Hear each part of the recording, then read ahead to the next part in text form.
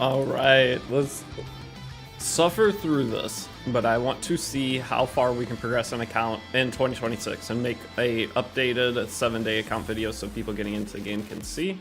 I know obviously new player guide's going on. We are to the PvP portion of the new player guide, so I'd like to use this account to do that portion is the idea here. I still probably make one video from the last, but this one I just will be more into it. Problem is infield came out and I fell off the wagon. Is the best way to put it. So we're gonna go in, let me grab the links for everything and then ping Discord, and then we are good to go. Did I do this correctly? It looks like I did.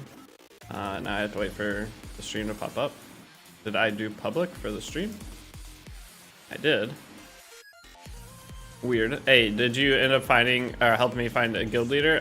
No, I did not mess with. Did you at me in Discord at all? I did not even look, but we can potentially do that today since we're on E7. Hey, what's up, Epic77? I've not seen you in forever, dude. It feels like good to see you. Yo, what is this challenge? We're gonna progress an account as far as we can, get us high in PvP. Yeah, you'll have to ping me, Divine, for. I'll go just run all the guilds yourself. Yeah, right. Bro, tomorrow's maintenance, that's fine. I mean, it's tonight's maintenance, but we're just gonna get the account moving. I mean, maintenance is what, a couple hours? The biggest thing with this is I don't want to play too long each day because then it's unrealistic.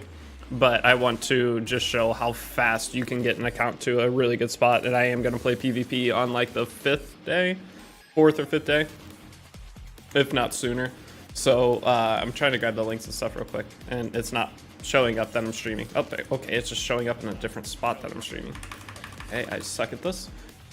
But yeah, we have maintenance tonight, and there's some cool stuff coming, and there's a lot of people. Good time to start with Moonlight Hall. Yeah, right now we have the triple limited banner plus Moonlight Hall, so it just sounds kind of fun to try to push an account as far as possible. Okay, so let me go in. Let me put this in Discord, and we'll get moving. So let me go to content pings, and bang, and grab this. One last thing before we get started. Obviously, you guys know I'm on raid contract. This month is not going very good. I mean, that's the thing. I feel like I still get a ton of downloads no matter what. But if anybody is willing to help me out as a content creator slash human being trying to survive in this horrendous economy, there's a download link in the description on YouTube to download raid if you're watching the stream after at any point. Begging? I am begging. Oh, wait, here we go. New 7 challenge. All you have to do is download it. I'm not asking you to get balls deep into it. Just that single download goes way further than you'll ever know for me. And if I can make it through these couple months until there's like a hype game, then my life would be a lot better for the year. If I end up losing the raid contract because everything is dead for 3 months, I will be not have the best year. New E7 challenge account. Bang. Okay, I'm ready to go. All right, so global server. But yeah, Doom Knight, what you been up to, dude? But yeah, so we'll go over all the stuff that we'll get to start with. And I want to see the re-rolling, like how long would it take if you wanted to actually re-roll an Epic 7? Damn, the raid contract finally taking effect. What do you mean taking effect? I mean, it's February, there's nothing new with Epic 7. Infield was kind of a flop. And the thing is, raid doesn't have any kind of big event right now, so I see my downloads each month, and this month are extremely low in comparison to my normal, and once they get low, they're probably gonna kick me. So hope I ponged the right name. You did, but don't do it while I'm streaming. Do it like later. I guess I'll leave the ping there to try to remind me later. I'll do the best I can, but trying to find a guild leader is not going to be easy. Okay, so the goal of this, though, going into it, is we're just going to progress an account as fast and far as possible, and we are going to play PvP at the end and just see what the account looks like after 7 days. So in 2024, I think it was, I did this and just showed the progress on an account. It's one of the most successful videos on my channel. So it just sounded like something fun. Plus, the biggest thing is I'm trying to get back into some kind of like good routine with streaming. And doing some kind of challenge on E7 is always the thing I had the most fun with, and this is the best chance I can do it. You can buy out the battle pass at rank 17. How long does that take? So we're gonna go in, we're just gonna start pushing instantly. So go straight to story. I just want to see like the amount of time it would take to get to that portion to do the reroll. So I could, I mean, depending on the timing of it, it might be viable to try to reroll. It's like in the story to where you can buy out all of the, there's the special pass, so you get like 900 bookmarks or whatever. So who we transmitting this challenge, did he say is, no, I'm not going to drop infield is the thing, guys. I'm still going to keep playing infield. Actually, okay, so the other part of this whole series is I'm going to be streaming, making progress on this account, but obviously when you're playing through Epic 7, we're gonna have some super boring times where we're just pushing story, and during the times that we're doing something boring, I'm gonna pull another game up and we're gonna play other games. So I will be pulling up my infield account. That would be tomorrow. Today it's just push as far as we can. There's plenty of stuff I can click on, but we're gonna get to a spot obviously where it's just gonna be farming story or unrecorded history to get a bunch of charms and stuff built up while we're farming on that. I'm gonna do obviously some farming and stuff off stream, but while I'm streaming, if we're doing any kind of farming, I'll pull up CZN. We've been playing through Chaos Zero Nightmare. And then I'll play infield a little bit to try the in-game content, and then I potentially will start a Honkai Star Rail account as well, because there's a new update for that. It kind of looks fun to get into that game. So that is the plans for the next little bit. But Chaos Zero Nightmare, we may end up ending the stream on CZN. Infield contract where, trust me, there's going to be no contracts that I can get that are similar to Raid. My Etheria contract was the closest, but I could not. I mean, I like Raid more than Etheria, so that's how that ended up going. I stuck with the Raid one and just gave up on doing Etheria stuff, which was sad. But the thing with whenever you get into PvP on this game, now there is the free characters.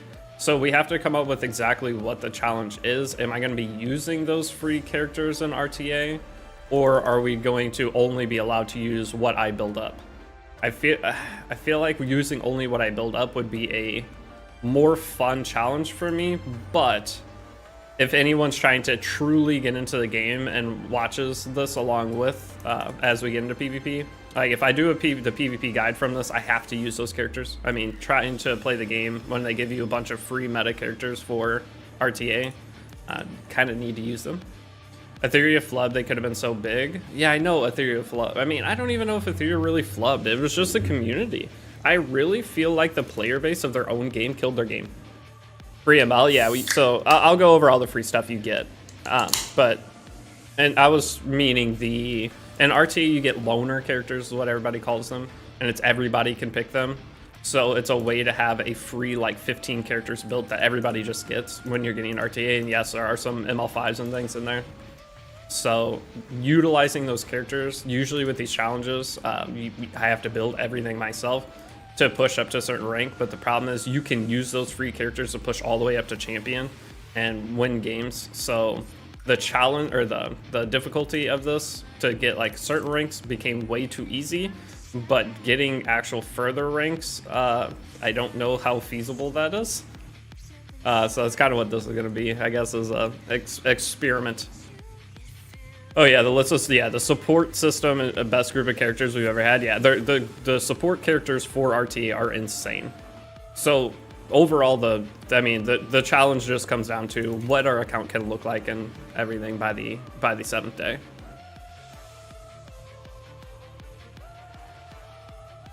The new character looked pretty crazy. HSR free character. I mean, Honkai Star Rail has a new event. Right, or a new update, and it has a ton of stuff that looked fun to get into, but that's a huge time commitment, so we'll have to see, because I did just start Chaos Zero Nightmare. And I'm not trying to like speed run Chaos Zero Nightmare at this point. I just want to play, get my account set up so that I can like enjoy the new events and whatnot that comes out.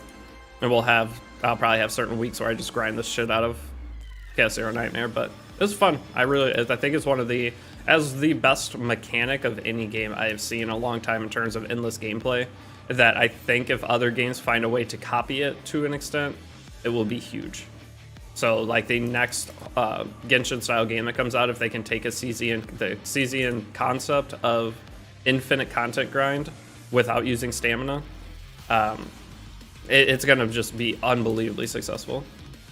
Hey, what's up, Lobo? What's up, King? How we doing? We're doing pretty good. What are you up to today? This game is so much more unit dependent than it used to be. Yes. Epic 7 used to be a role-dependent game, is the way I would explain it. You could, as long as you had characters that fit certain roles, you would be fine. But now it feels super character dependent. If you don't have certain characters, you're going to feel terrible. I mean, it's always felt bad not having certain Moon Knight 5s or limiteds, but now it feels like it's out of reach. Like doing well feels out of reach if you don't have the things, which is a really bad thing. Rolling gear because I refuse to leave Purgatory without at least 21 speed. Are you rolling, or have you been farming overworldly? Not overworldly. What is it called?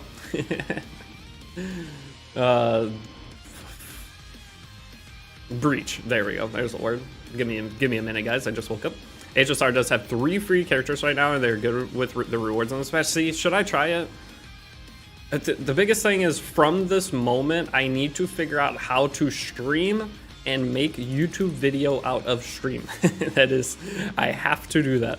That is the #1 goal for the next like rest of the month. Is if I do a stream, I should not be allowed to in the stream unless I have made 1 or 2 YouTube videos of content within the stream that I can go get.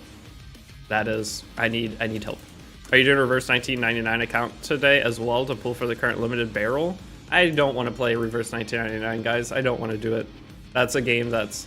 So Etheria flopped. Okay, Etheria had success. It made a ton of money. But the problem for me was the player base. I mean, I don't know if it was because of my merging. No, it was just the player base in general. It was just the most crying I've ever seen for any game ever. And it just made it just not fun at all. And there were some flaws. Okay, like the Lily debacle at the beginning. If you didn't have Lily, the game felt terrible to play. And for some people, even if they had Lily, the game felt terrible. But there were just a lot of things early Etheria that they just took too long to fix. Like, I could have, if they would have came to me to ask for solutions versus, I mean, obviously I'm not going to be able to save everything, fix everything, but the feedback they were getting and the things they were implementing were not that helpful. But yeah, the toxic E7 players going over to Etheria and talking about this game's terrible compared to E7. You still playing CZN? Yes. We streamed CZN a little bit yesterday, and we will probably end the stream today with CZN. So the game had a bad launch. I mean, the game technically had a successful launch. It was just a month in, people fell off playing. They didn't feel the value of playing, is what it seemed like. They just had a new server update that came out, which I was tempted to try again, but we'll see. Maybe that's something that'll be in the horizon as well. We'll try Etheria for a couple days and see how it feels, because I like the game. I really like Etheria. That's the sad part. It's just if I uploaded a video, I would get 10 comments on that video, and 9 of them were negative. Either toward it was mostly toward the game, but it was very annoying to do content on that game. I just joined. What's the challenge? So the challenge is just progressing an account as far as possible within a 7-day period between PvP, PvE, everything, and showcasing what's possible if you were to start Epic 7 in 2026. Just to showcase. So the idea is, well, for one, I did this back in 2024, I think it was, and it's like the 3rd most viewed video on my channel, and it was really successful. It got a lot of people to see the potential of Epic 7 and what they could do getting into it. So that's my goal for this, just to have a series, I guess. And it's going to be to finish up the new player guide that I'm doing, because I want to do the PvP portion, and I'll do the PvP portion of the guide from this account, because we're going to get into PvP in probably like three days. And it gives me something to stream, guys, because right now there are no new games. There's no new games for a while is the issue too. The only thing I can really do is touch on old games. But hey, Cheska, thanks for the follow. Welcome up. Can we be honest that their big CC stuck the dev's foot in their mouth by speaking on behalf of the team? I don't even know. I stopped following Etheria stuff. Like, they had the people that they had for like the big CCs that they brought to every event and stuff. They weren't even like PvP. I mean, Sean, I guess was, but they were mostly like drama creators. It felt like everything that they just covered the drama of the game versus the good things about the game. So whenever everybody who plays the game is going to be seeing, because the big creators get the most views, it just creates the most toxic atmosphere. So the 3 people they chose to be the like people of that game, terrible decision in my opinion. Terrible. It is what it is. Now, would I have done much better? Probably not. But they could have picked some people that focus on the positive aspects of the game if they're like, you could talk about some drama, but everything was negative. Every video I saw of their big creators, was some kind of negative thing, and they were getting paid at the same time and just going in and only focusing on negativity because it gets views. The game had so many good things about it. Like, Etheria had so much potential, but it was just a recipe for disaster based off the decisions they made. E7 should do another update like Origins. I mean, we just had Origins last year. Positivity in my gacha game? Yeah. I don't think we'd have a big Epic 7 update for a while. We'll have the anniversary again, and anniversary will be a super hype time for Epic 7. And during that, maybe we come up with some other challenge too, because I like doing challenge stuff on Epic 7. It's probably my favorite like content to do. I love this game. I love new accounts, and I love getting into PvP with new accounts because it feels like a different experience almost every time. It's basically based off the Moonlight 5Z pool. You're gonna have a different game plan going into your first like RTA push, and it's so fun for me to do that. I just started 3 days ago. 2026 guide. Thanks for hard work. No problem. The 2026 guide, I'm not gonna lie, it's not my best work. That's the best way to put it. I had too many other things that I've been stressing about. The biggest thing is the raid contract. Obviously, in every episode of the E7 guide, I do a quick little raid shout out if anybody is willing to download through my link. And that's just because, like, right now everything's kind of dead, and if I lose the raid thing, so that's like been my main focus, is what can I do to keep my raid contract.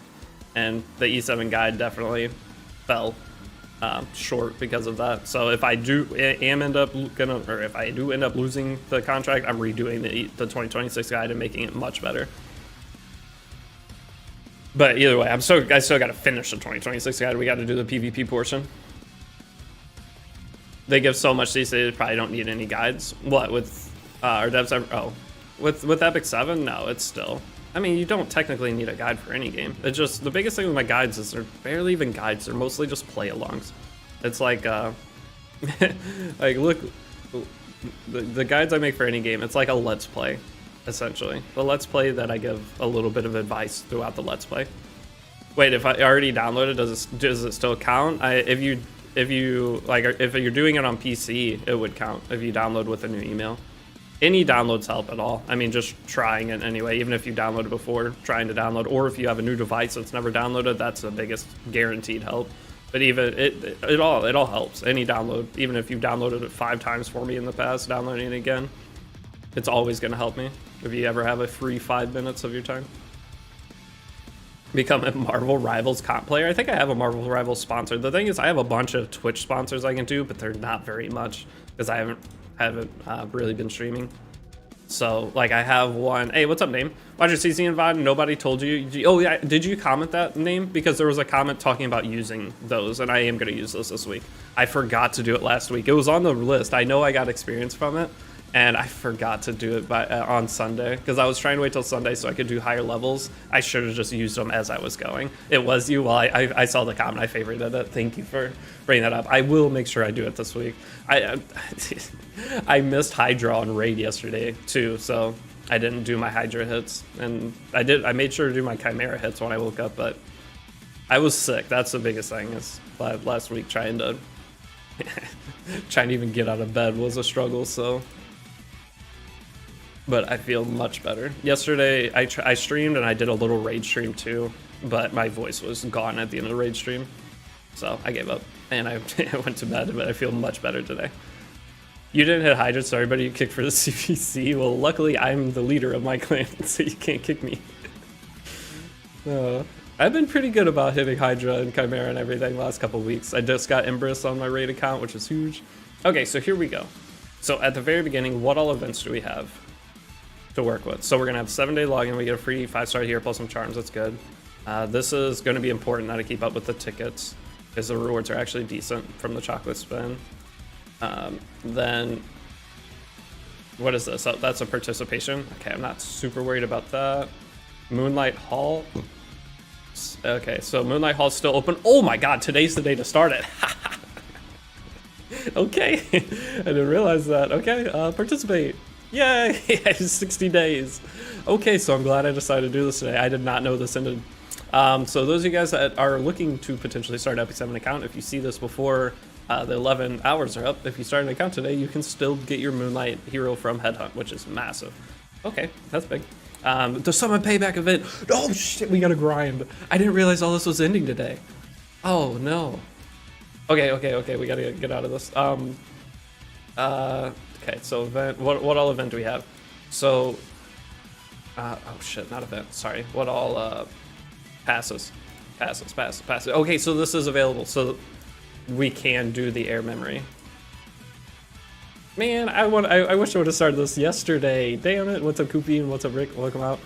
How are you guys doing today? I should have did this yesterday, I'm so stupid. You guys should have told me.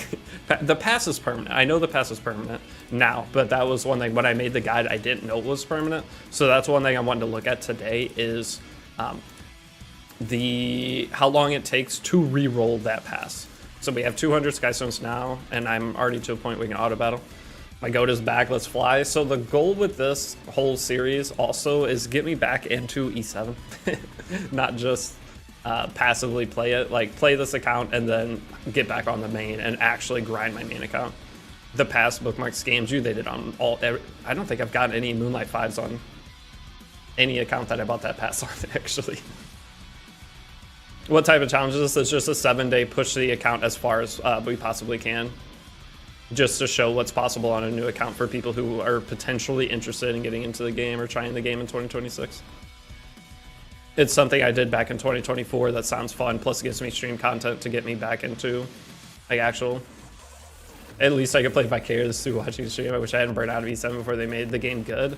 Name, when did you quit? Because there was a long period I didn't see you. You used to be hanging out either in my stream or somebody else's stream all the time.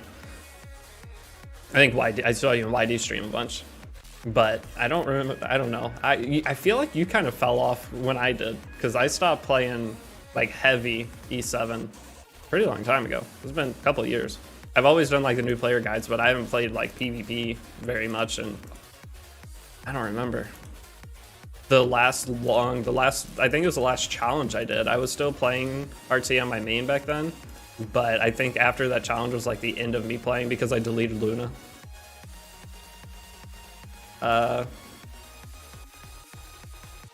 What in tarnation?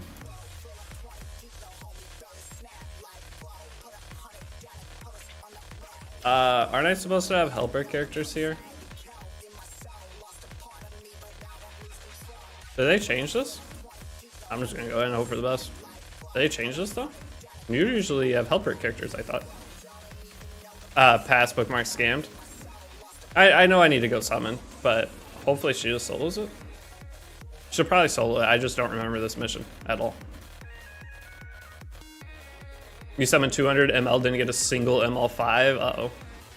I mean, that's, if you look through my new player, or my 2026 guide account, for the guide series, I didn't get anything. That account is cooked. I did finally get a Moonlight 5, but I don't even, that's after so many Covenant summons, it's insane. RTF Temper is actually fun, very fun this season. If you pre-ban, yeah, you have to pre-ban Lady of the Scales. It's just high imp legend that's pretty iffy. Okay, I mean, I'm down to do a push on my main account. Just, I mean, one day when this is just farming, we can hop on the main and try to clean it up. Because I have been a lot better about streaming, and I think we're at a spot where I can be consistent. I just gotta figure out the video thing. Like, how the hell do I make videos? I don't understand. The only way to make videos on a game for me is to be balls deep into the game, and there is not a game I am currently balls deep into. Like KS0 Nightmare, if I would have played it when it came out, I would have been cranking just whatever I did for the day on there, just make a video talking about it. But now that I'm so far behind, I don't know what I'm doing. You got Emma Luna from Covenant, congrats dude, that's sick. I just watched Victory pull 1k Galaxy bookmarks earlier and only got 2 ML5s. Galaxy bookmarks have always been known to be a scam. Like, I've gotten more ML5s from Covenant bookmarks than Galaxy bookmarks by a mile. I watch all your raid guides on YouTube even though I don't play it. I like your voice's background. Really? I mean, okay, as weird. Okay, Rick, you might be trolling me, but I do the same thing. There are certain YouTubers that I don't watch their videos. I just they make a bunch of long videos and I put them on my TV to take naps. I don't know what it is. There's a certain it's usually like golf content or things. Like if you go to my YouTube watch history, I watch maybe 10% of the videos that are actually there, like actually physically watch them. There's certain things that it makes it really easy to fall asleep to. Hey, what's up, Dylan? Good to see you. I used to just play Z7 videos, love to play as I auto farm. LO, I agree. Well, I appreciate that, guys. But I understand it now, because if you said that to me a year ago, I'd be like, you're a fucking freak. What's wrong with you? I get it now. Reveal the YouTube history. It's all golf, and I mean, I pull it up. I don't care.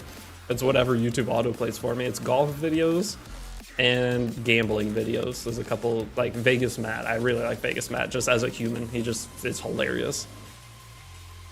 You quit after Overlord collab. It got boring. What do you think? Should I restart? I mean, so here's the thing. With Epic 7, if you're not super into it, you can still have fun progressing a new account. But going back to your old account, I'm just gonna, from my experience watching people come in and out of this game so many times, if you quit Epic 7 in the past on your main account for a certain reason, when you come back, you are going to quit for that exact same reason. Are you playing Seven Nights Rebirth? I have not tried RCM. Is it worth playing? So that's like, why isn't it giving me helper characters? I have to go summon. Well, what changed? I never paid a millisecond of attention to this. Oh, okay, I just didn't come out, that's why. My bad. All right, hold on, recruit. I was gonna say, why don't I have characters? Whoops. Failing tutorial missions, insanity. And I can get Angelica too. How did I not do? Oh, we have to make the wish list. Guys, what's the wish list? Should we get Aki? Most useful characters, still Janua is gonna have value, Setsuka. Nakwa, potential in contention. Oh, I'm taking Ken from the beginning of the game. Feels really good now, by the way. I actually enjoy it. Should I take Rain? Benny for sure. Dude, I don't need to click that. We're gonna get Mort guaranteed. I don't mind the idea of getting Rowana actually for Abyss. There's a couple floors of Abyss that should make it less miserable, I guess is the best way to say it. So Mitch, how you been? Hey, what's up, Liam? I've been good, dude. I always hated the gearing in this game. It burns me out. There was so many sets. Oh yeah, now they added more sets, Dylan. It's even more complex.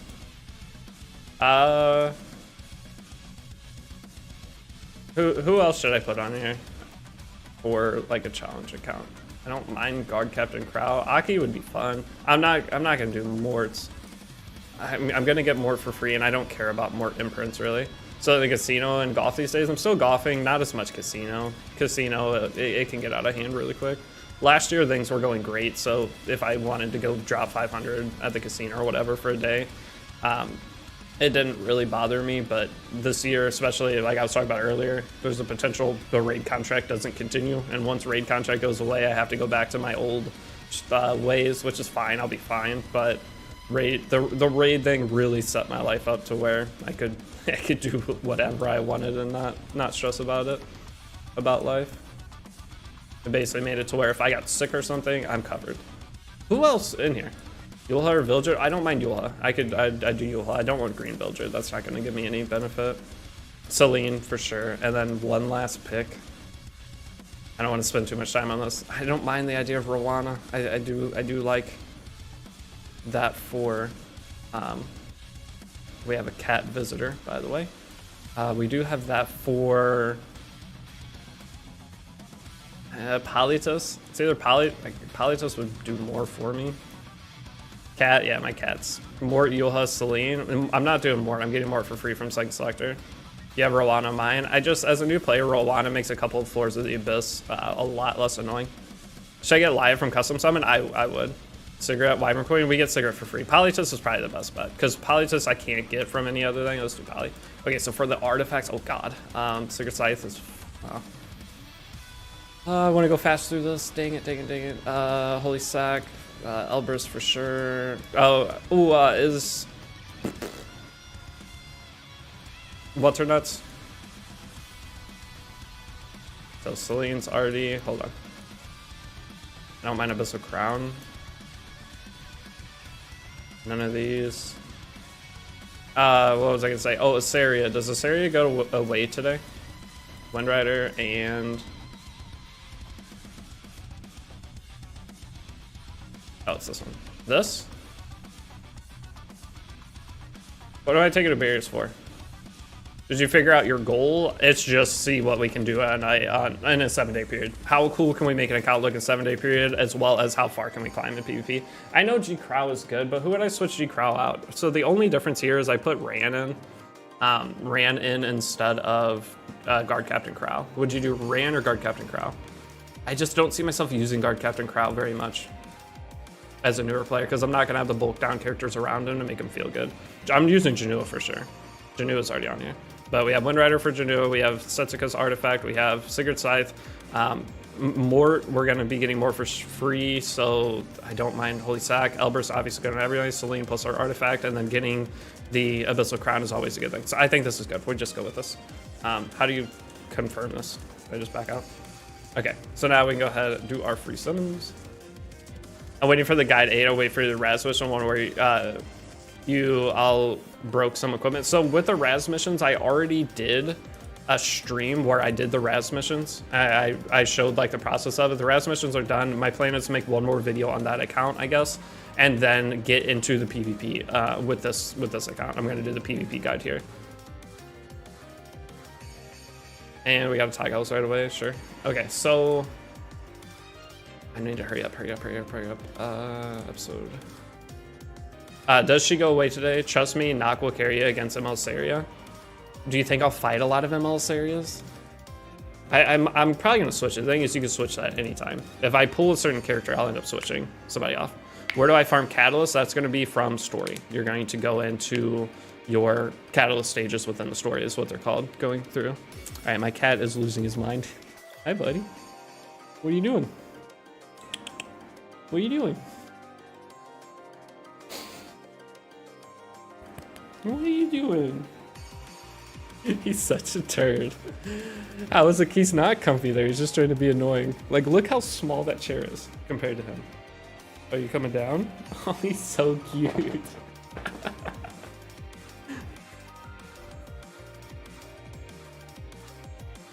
All right, we have failed a tutorial mission twice because I'm an idiot. Can I please remember to set characters here? Thank you. I don't know how I am failing this bad. We never leveled up Arteria. Can we level her up? All right, he's headbutting the mic. That's why I try to keep him off, because he tries to mess up everything. Okay, do I have penguins? I do. Okay. And new challenge? Yeah, we're doing a 7-day, just basic challenge. There's no... Whenever the Dash Pass or whatever comes later in the year, I'll probably do some kind of stupid, crazy challenge again, like I did that last year. But for right now, I don't know what kind of stupid, crazy challenge I could do. The thing is, RTA season ends, I think they said March 7th, so we have like 2 weeks for that. So I may end up trying to push this as far as I can for that as well, past the 7 days, but just for general content. 7-day champion RTA, we should be able to do that. I mean, guys, I got Masters in, before the loner characters, I got Masters RTA in 4 days. A brand new account, 4 days, Masters RTA. And that was before the loner characters. Now with the loner characters, I feel like I just go in RTA once I hit level 60. So like I bet I could get champion RTA in I want to say 24 hours. You think spot? No, because getting level 60. I could do it in 48 hours, I think. Is that a bold claim? With the loner champions? Now, not using the free units would be a lot harder, but using loner characters.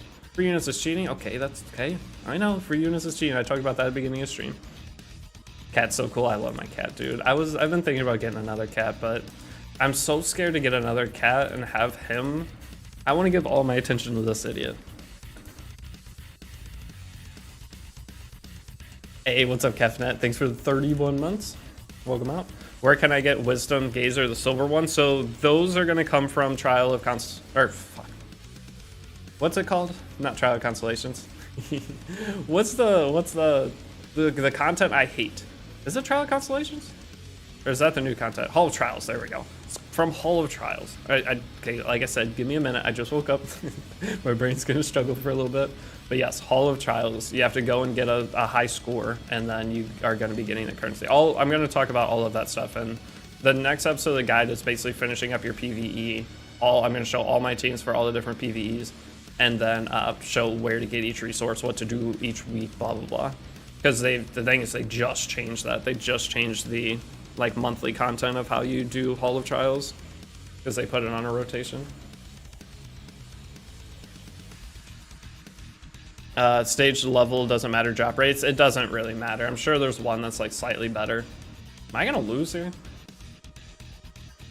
Oh my god! You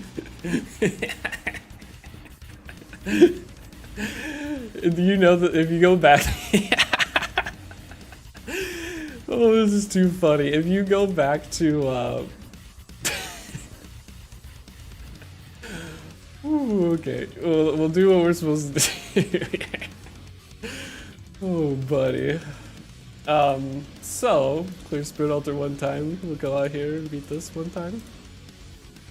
If you go back to last year when I did this, I did the exact same thing, by the way. This is my guide maker. I failed that stage last year when I tried to do like a faster thing too. If you don't follow the steps, you actually get cooked at the beginning. My cat is so fat. W speedrun? I think we just... Ow, you little shit.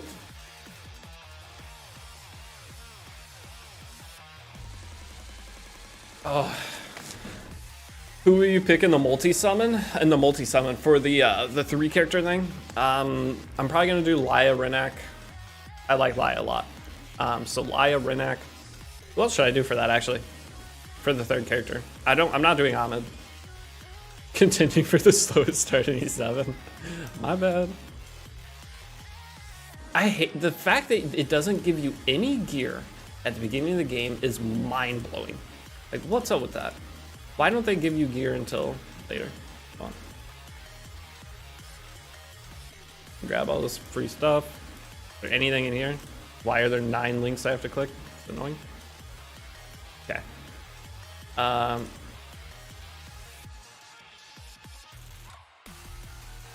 So that's 205 there. So what are we at? We at like 600 already? We're at 500. Okay. So this, how much does this cost to buy out? So this puts us at 600.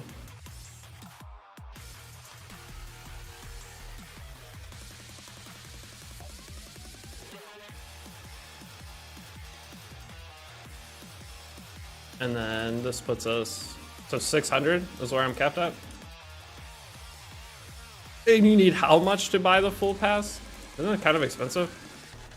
1900 plus buying out the rest of it. So basically you need almost like 3 case. Oh, Ass Flame. Yeah, Ass Flame is the other character. All right, let me level up my stupid characters so that we don't die here. Okay, Angelica doesn't die.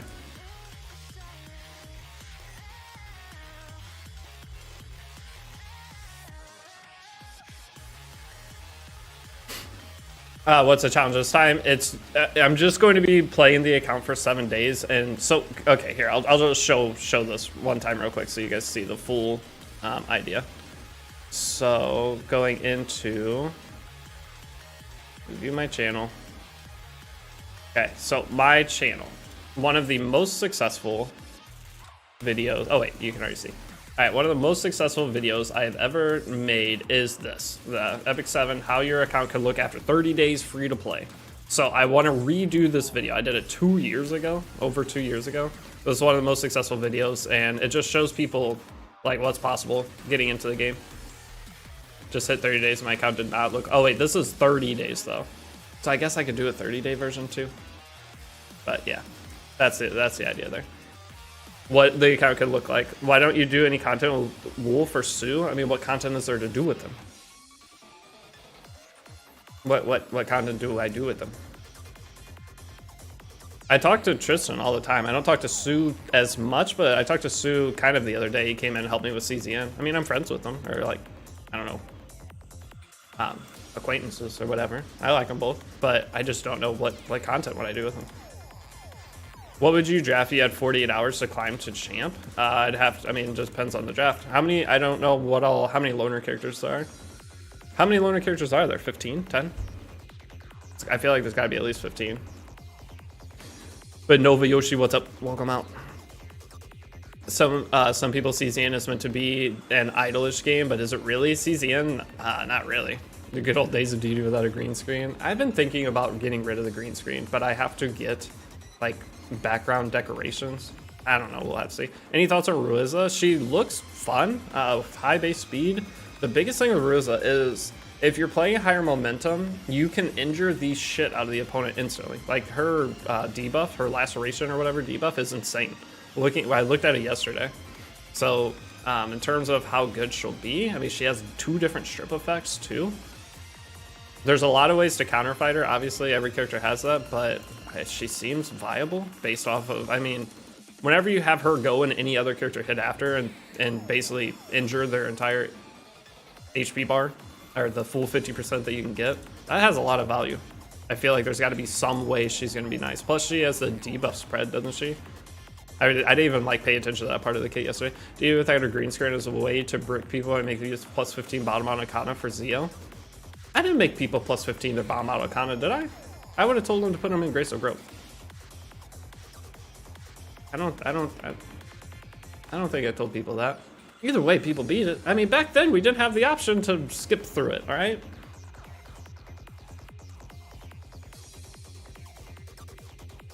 Sup, new player guy? What's up, Ryu? How's it going? But yeah, I don't know what kind of content I do with Tristan or Sue. That's the hardest part of Epic 7 content. I mean, you very rarely see multi-creator content on Epic 7. Like, how often do you see that? The only times I've ever done it were with Cafe Kaz, Shotgun Shogun, and me and Jenna, well, the last time I did content with somebody was Jenazad. Me and him used to occasionally do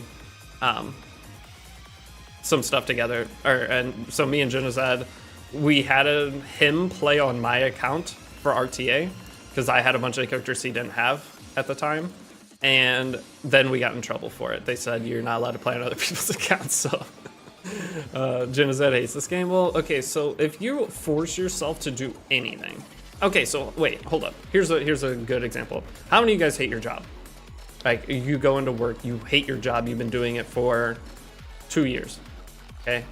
Like, hating your job is normal.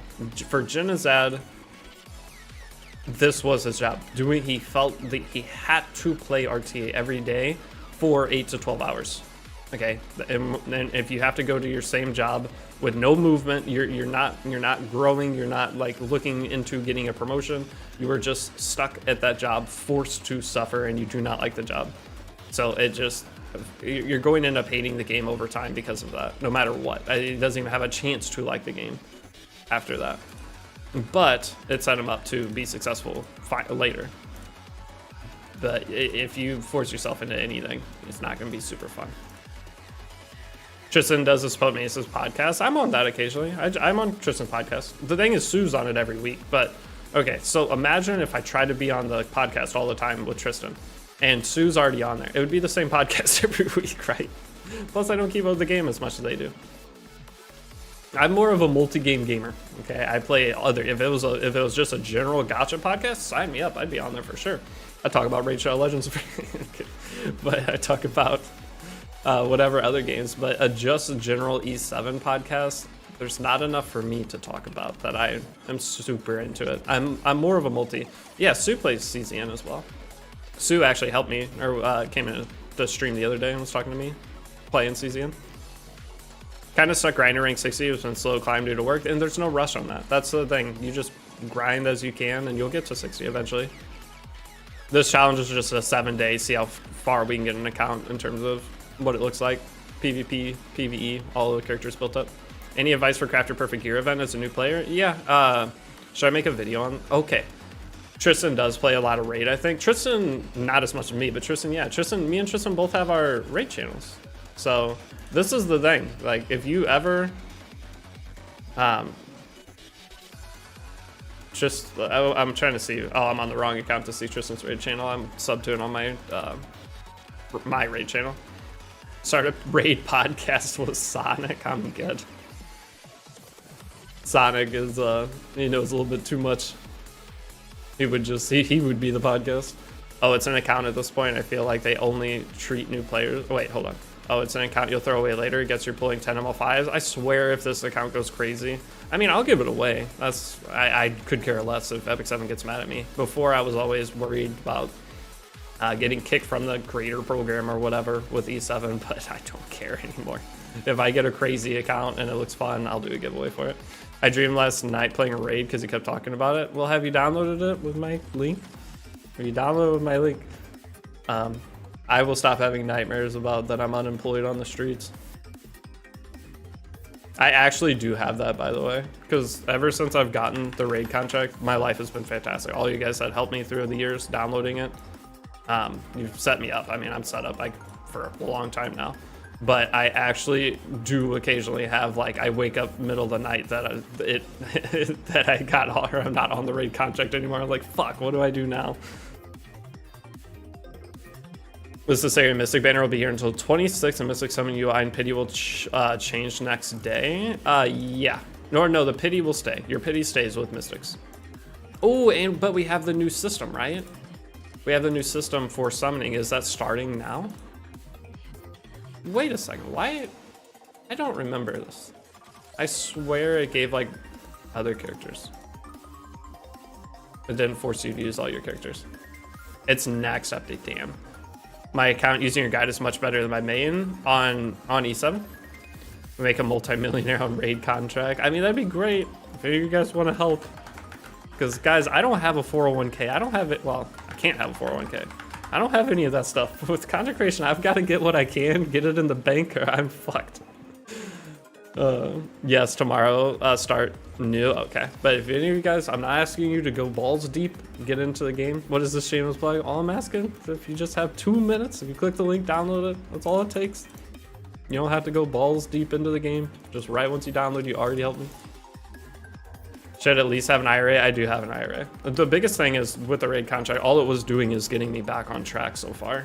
Like, because I was in debt. I had a decent amount of debt, and it got me out of debt. And now I'm in a decent spot. But the bad thing is I moved last year. Moving was ungodly expensive looking back. Like, because I had nothing. I've lived my life owning nothing.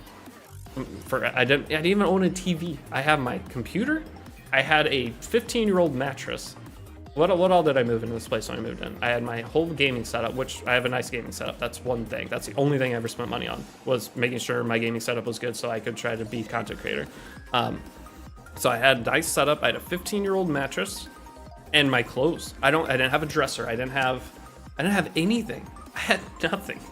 And when I moved, I bought a TV, I bought a couch, I bought entertainment center, all the stuff to make a home a home. I had to buy all of that when I moved last year, and it was extremely expensive. I bought a dresser, I got a new bed finally. So that the rate contract so far basically got me out of debt and set me up. So I at least have a base now. As a 31-year-old, I finally have a base for life. Because I decided to be an idiot and chase my dreams versus taking the safe route.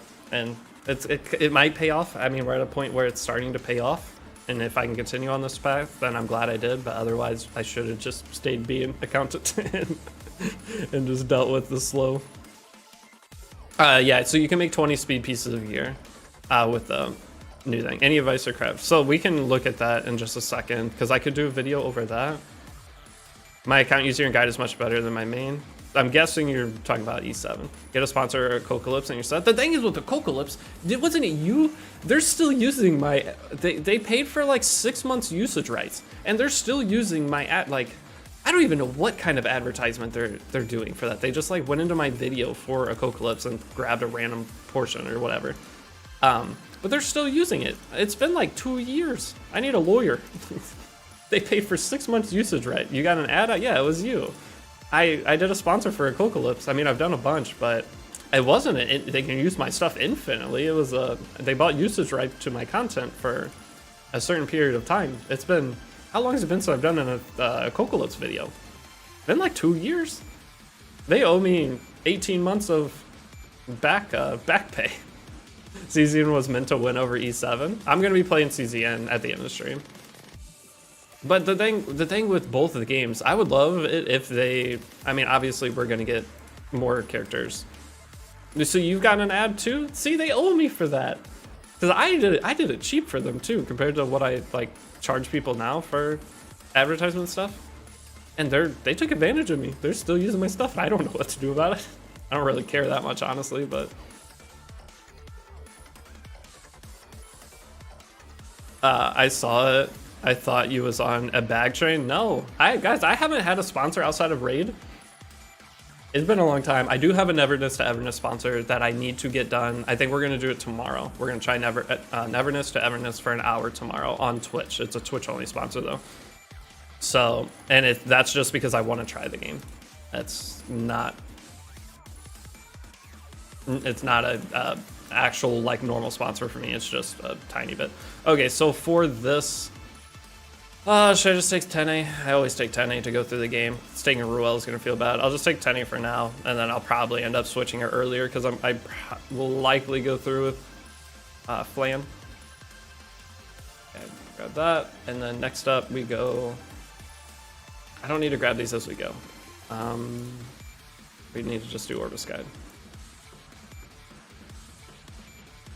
Ogre Armory, hero with any equipment, enhanced equipment one time. Okay.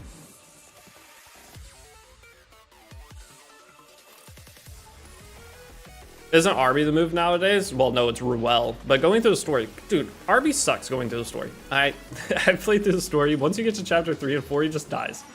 Every time. Spectre Tibria at least has a survivability as you kill enemies along the way. Spectre Tibria is infinitely better than trying to go through with Arby. Arby will make the chapter 1 and 2 maybe go a little bit faster, but chapter 3 and 4, it's a miserable experience. But either way, it doesn't matter who I take. I'm going to switch back to Ruel, and then I'm going to probably just try to go through with Afternoon Soak Flame. That's my damage dealer.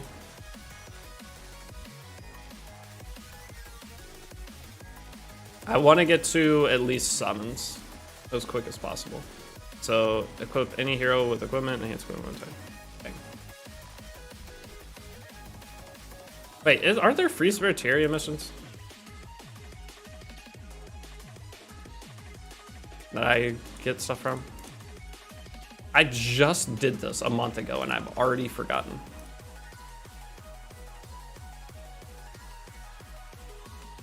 No, okay, her missions are in here. Why do I feel like I'm supposed to have a gear set from something? Am I?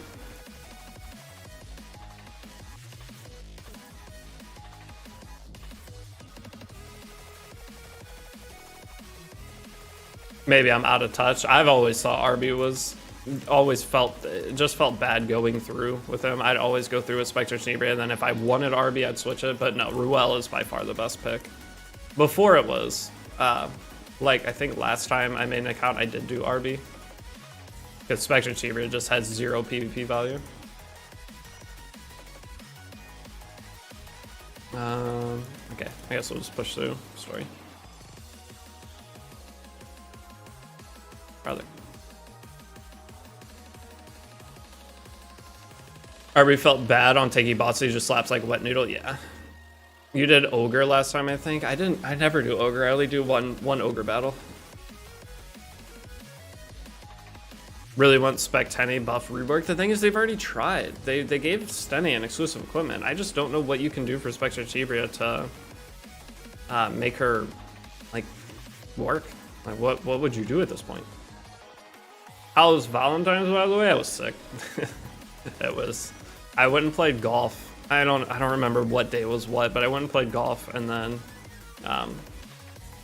it was kind of cold out. I don't know.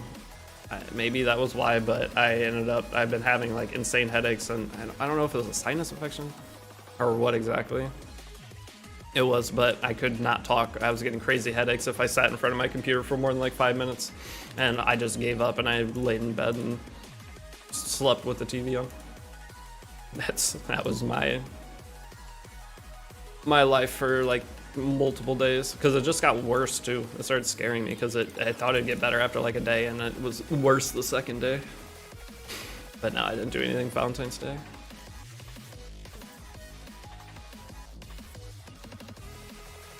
Feet 10A is the way. Well, how do you do feet 10A? Spectre Achiever used to be so good. You know how big of a bummer that is?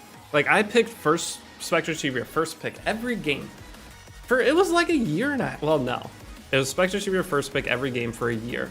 And then it was like 8 months. I picked Laia first pick for 8 months of the game. And if I find a character I like, I just stick with it. But the thing was, after everybody switched away from 10A first pick, Kirkerbet stayed Spectre Achiever first pick forever. Well, she just dies now. Everything is infinite AoE and Raz of Freyr. And yo, yeah, there's nothing, dude. Why? I don't understand. They've set the game to a point where there's never a way to make Spectre Tenebria usable again unless you mitigate her AoE damage like to the moon. But you can't do that, right? Because she can't be single target attacked. So how else do you make her viable? Because she has stealth, but she doesn't have the stealth mitigation. So is that the play? Just make it to where she's always getting stealth mitigation? But how do you keep her from getting to be too strong? She needs survivability, but how would you get survivability? Multi-turn skill nullifier? When you use skill, every time you use skill 3, you get skill nullifier? Or every time she attacks, she gets a skill nullifier at the end of turn, so you have to do 2 AoEs to hit her? Yeah, that's kind of fun. Maybe it's either AoE damage reduction, or after she attacks, you can get, you get 1 stack of damage nullifier. Evasion? Don't make another evasion character. Spectre Tenebria isn't dodging anything. 90% MIT when there is another unit alive. Okay, that seemed 90% MIT. What's the challenge? We're just progressing an account for 7 days to see how far we can take it. It's a short challenge because I don't want to commit to some kind of super long thing and not actually see it through.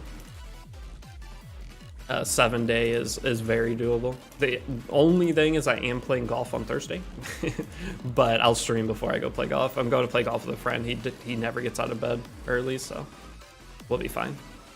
I'll stream for a little bit, go play golf, and then come back. It's so nice out today too. I'm debating going to the range, but I'll only be gone for an hour if I do that. Today we'll grind a little bit, and then I will take a break, go get lunch, maybe go to the range, come back, stream raid for probably an hour, hour and a half, and then come back to this to stream for the afternoon. Give her stealth mitt. Yeah, that's what I was saying. What advice do you have for someone who's under 1K subs and needs this platform? Okay, hold up. What advice do you have for someone is under 1K subs and needs this platform as a job, and which RPG game? Okay, so you never need YouTube as a job. Okay, the first thing is you do not need YouTube as a job. The chance of YouTube paying for your entire life, for just YouTube especially, it's infinitely low. Like you do never need it, and you should never expect it. You have to get lucky. You put an infinite time in, you have to get lucky, as well as yeah, I don't know. So what platform you recommend? Well, there is no platform. A regular job and regular life is the is what you should focus on. That's the one you need. And then YouTube is the side thing. YouTube you do on the side, and if it eventually takes off and starts paying you to a point that you're making at least enough to survive off of, I would never quit your regular job to do YouTube if you're making exactly your bills. You want to be making quite a bit more or have a huge thing stockpiled, because the thing with YouTube, especially playing games, is games have ups and downs and they have life cycles. So like Epic 7, look at me 2 years ago, look at the views on my videos. I was averaging like 20-some thousand views a video on my content. Now, if I get 3K on a video, it's a big deal. But either way, the idea of you need this as a job, it's not. It's probably not going to work, at least in a time frame that is acceptable to you. But now YouTube, it's great to do as a side thing. That's the only nitpick of that, is that's not the go-to. do controversial content and baiting views, but then you don't get sponsors. You guys don't understand how little YouTube pays unless you're like, so an example, like most videos I make get $3 per 1,000 views on Epic 7. So if a video gets 10K views, I make 30 bucks. Sometimes it's a little bit more, sometimes it goes up 70. But most games you don't make much off. Everything's from sponsors. Any content creator you see that's maintaining full time, they only are doing so because whatever sponsor agreements they have with different companies. YouTube pays like $100 for like 120K views. See, that's the difference. So different games and different things have better payouts. So like what are we talking about? Like financial advice on YouTube pays ungodly, and gambling videos on YouTube, it's unbelievable what they pay. It's like $40 per 1,000 views, up to $40. So like my raid channel, for example, my raid content, I think my CPM is $20 per 1,000 views. And that's just general YouTube. Anybody with a raid channel has that. So like with raid, I make the new player guide on raid. My new player guide on raid, it's like $30 for 1,000 views. So if it gets 20,000 views, that's $600. It's insane the difference. Whereas Epic 7, my Epic 7 new player guides, I mean, I try to be as honest as I can with you guys with stuff. So I'll just tell you, my Epic 7 new player guide from 2024, let me open the channel. This just shows how little you would make as a creator for Epic 7 if you were relying on YouTube and for your income. View my channel. So Epic 7, let's go to my 2023 new player guide Epic 7. Biggest video on my channel ever. It has 131,000 views. I made for 131,000 views. I made hello, $516. That's so bad. That's one of my lower ones though. Okay, so that one's not the best example, but for my 2023, 131,000 views for a 42-minute video, I made $516. And just so you know, that $516 was over the course of like a year. So I was making $20 a month for that video, or not even. But that 131,000 views is more than I've gotten on my channel in months because I haven't been uploading. But a better example though, I don't know, I guess that's a better, more realistic version. Now I have the other examples of the longer guides. Yeah, I'll try to find a different one just so you guys, any of you that are interested in YouTube and trying to get into it or just see other creators. My 2025, let's go to, I think the best guide I ever did was my 2025 guide. Let's just do that. So this one's an hour and 47 minutes long. It made the one from last year. So this one's much better. So this one has 126,000 views from last year. It made $1,348 for this one video, but that's over the course of a year. It made that. But I mean, that's still fantastic. But no other video comes close to that. Morning Mitch, what's up? Not much. Just average that every video. See, that's where YouTube becomes a thing. If you can average that every video, I mean, that's pretty nice. But in a game, the chance of you getting that is what? Nothing. Who averages 100,000 views a video? Like, think about like the big Genshin creators. They don't have anywhere near that. They get like 10K average of video. Well, they probably get like 30,000 views a day or whatever, is my guess, for a lot of those Genshin channels, because they don't upload every day, because there's not content for every day. All right, well, sorry, I went on a thing. What right game you recommend could give the best grind content from? What right game you recommend could get the best grind content from? Your best bet is making it as a creator. For one, if you're streaming, it's finding a smaller game. Like Epic 7, not a bad game to try to get into streaming, but the bad thing is Epic 7 is so technical, it's a bit harder. CZN, another smaller game, but smaller games are easier to grow from streaming / making videos. But the problem is, what kind of videos are you gonna make? Are you gonna make like guide style content?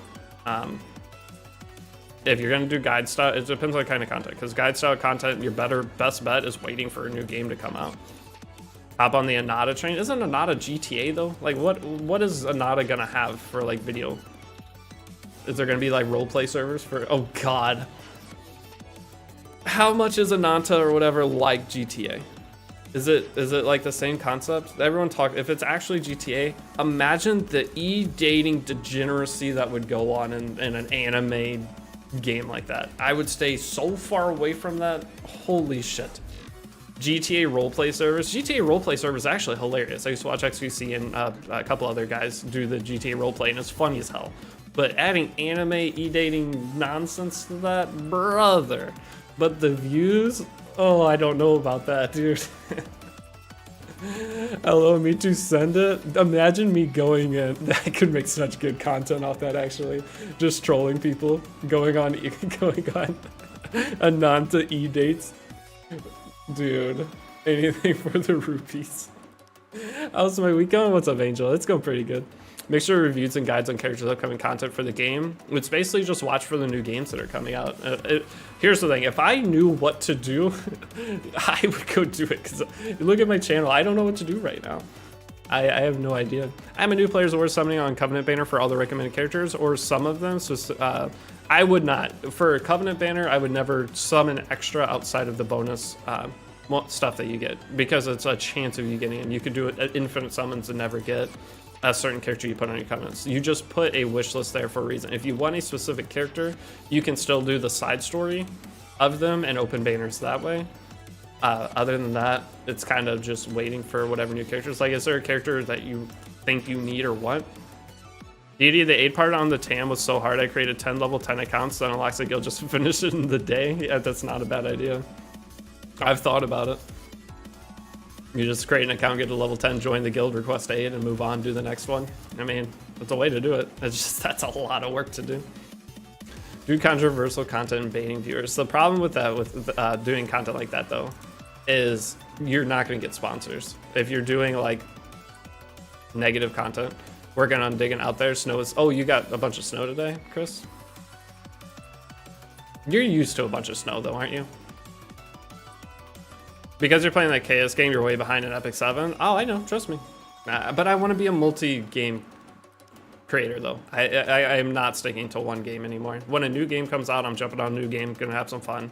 But if I have to stick on one solo game, I would rather go back to my old job. That's the best way to put it. If I had to sit here and play Epic 7 every day, all day, I'd rather do anything else with my life. Now, for this will be fun. Epic 7 is short burst for me. It's still enjoyable, but if it's your first time experiencing Epic 7, I think it's going to be an insanely exciting experience. But for me, as someone who's played it for 7 years, I can't. Used to it. Does that mean I like it? Hell no. Play Ananto with viewers. There's only one server through XQC, no Pixel normal GTA. Servers are weird. I haven't looked at GTA stuff. What's this challenge? It's just progressing an account for 7 days to see how far in PvP we can push. PvP, I mean, I just want to push everything just to showcase what your account could look like after a short period for people who are interested in giving E7 a try. Okay, but hold on, let me go back up. Gen X, mixer reviews and guides on characters' upcoming content for the game. I mean, that's just a general gacha channel, and the best thing you can do is go look at other general gacha channels. It's just, if you're gonna try to get into YouTube, the only thing is, if you're trying to get into it to grow and not just do it for fun, like your whole goal is, I want to try to make this into something, you have to just go research other creators. Go look at what they do, just look at what was successful for them, and try to do your own version of it, and it's just trial and error. I mean, guys, I started doing YouTube when I was 15, so that's 16 years. I made Call of Duty videos for a long time, but I didn't care about being successful like that. I just did it because I liked making the videos. And then I saw a bunch of other people start being super successful in life from doing YouTube. I guess I need to go level up characters, don't I?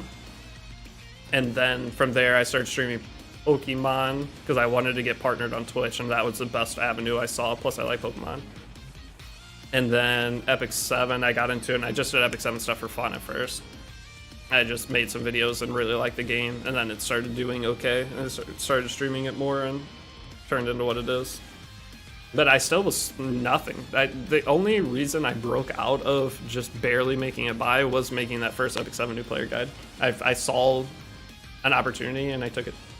Should have joined FaZe Clan. I tried, dude. I have so many stories about FaZe Clan. There used to be a manager and FaZe. He was their FaZe manager. It was FaZe Eli, and Eli, I remember I like sent clips to him, or I don't remember if it was him or Apex, and this was, that was my first year of college, and it was when I think Call of Duty Ghost came out. But I sent clips in, and there were a couple other guys that they had sent clips in, and there's a guy, his name was FaZe Blue.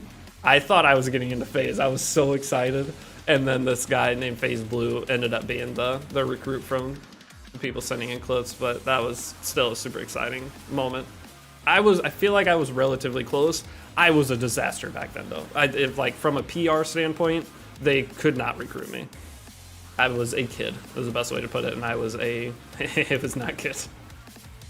I was getting in fights with everyone for everything, and I had an ego the size of Narnia.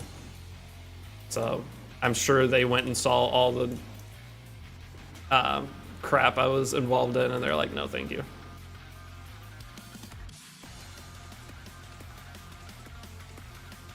Teenager me was not good. Streams are so fun to watch and listen. Well, thank you, your mother gaming. Appreciate that. Do thumbnails matter? I don't do thumbnails. I never have. I always thought thumbnails were pointless. Is Twitch the right place to stream? I mean, it does. Twitch is harder. YouTube's easier. YouTube has a better algorithm. Twitch is the top, do the best. So on Twitch, that's why you have to stick to a smaller game, because you will never be discovered if you play a small game. Twitch's algorithm is top down, so it's the rich get richer on Twitch, whereas YouTube, they created a system where everyone has an opportunity. So necessary to form expedition teams? I mean, yeah, I guess. The expedition teams, it's on a rotation though, so you don't have to do it every time. Thanks, I did group some, you got Renak and Silverflame, and both are really good.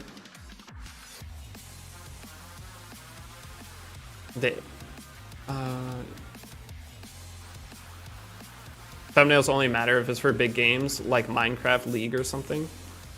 I don't even know if I guess it kind of matters. I mean, okay, thumbnails matter to an extent. So, like, if I'm doing a summon video, I go capture a point of the summon video where I am getting a 5-star or something. If I did a summon video and I capture, like, the picture or thumbnail for that video is, I don't know, some random thing, obviously wouldn't be good. Your thumbnail needs to somewhat match what you're doing, which for all I do for it, though, is I go and take a picture of me doing whatever that specific thing is, essentially. So, like, if you go to the guide videos, it's getting Vivian plus Thermia for free. I took a picture of Vivian. And then for Tamarin missions, I took a picture of Tamarin. And for summon videos, I take a picture, if I get a Moonlight 5, of the thing. Face always crazy. I do try to get the the funny faces, too. But you don't have to do like the big words or blah blah blah. You can make it work without it. If thumbnails mattered for content creation, I would have failed at the very start. I never would have had a chance. But I also, the more serious you take everything, the better off you're gonna do. I've never taken this seriously. Like, when is the time I've taken content creation actually seriously? I'm like, I'm gonna take this seriously, and then 2 days later, I'm playing golf and wherever, and haven't done shit for a long time. So, I was able to succeed off luck and planning. Usually I plan out everything I do. I mean, guys, the first Epic 7 guide I made, I sat for a month. I didn't make any content or stream for an entire month. Okay. Nothing. I did nothing. I disappeared for a month and played through a new Epic 7 account. And with that Epic 7 account, I had spreadsheets open. I did everything I possibly could to see what like highest win rate percentage of was for Wyvern team. That's why I ended up with Crozet, which everyone's like, why would you do that? But it's because I tested it. I did a bunch of runs on with every single different team and I got as much data as I could.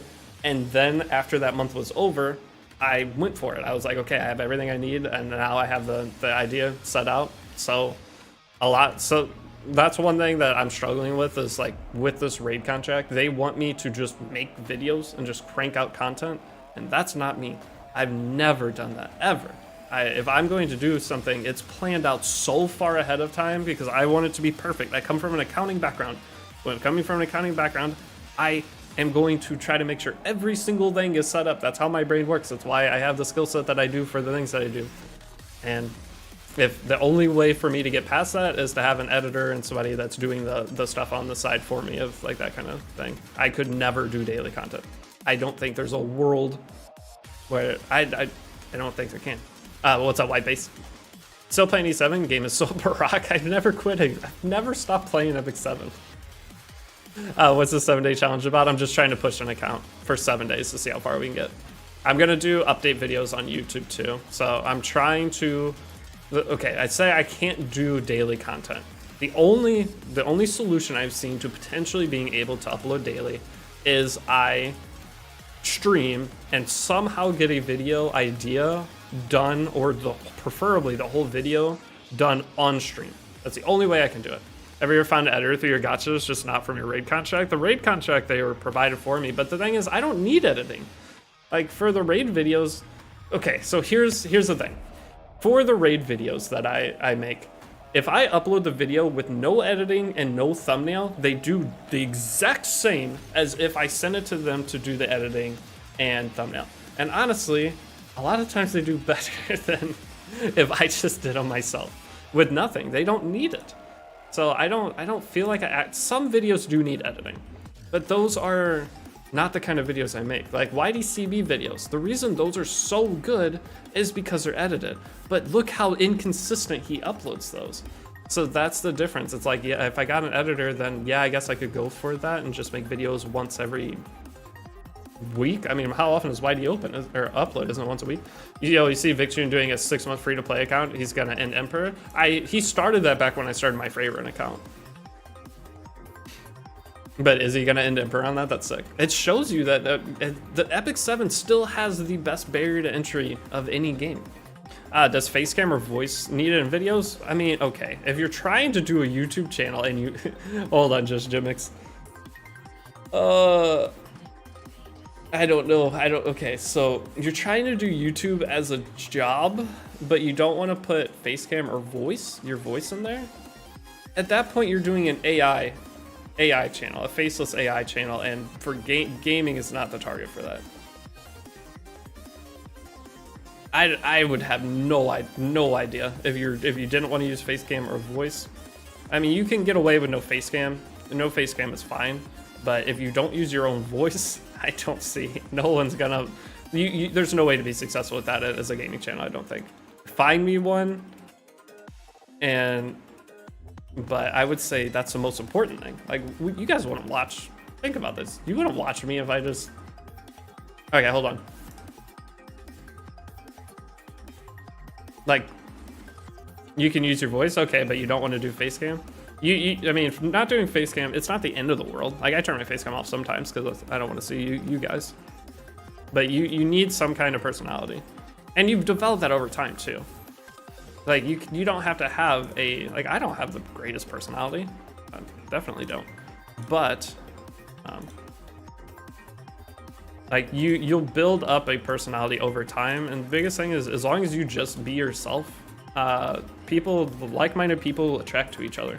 So everyone you see in the stream, just be a VTuber at that point. True, you could be a VTuber. That's one of the most successful things in the gacha space. But everybody in this channel right now has the exact same personality I do, guaranteed, right? Which 4 equipment sets and rift should I select? Depends on what you want for your account and how long you've been playing. Yo, banger content, no voice, no cam, yep. You know, yeah, VTuber I don't think it's a bad idea.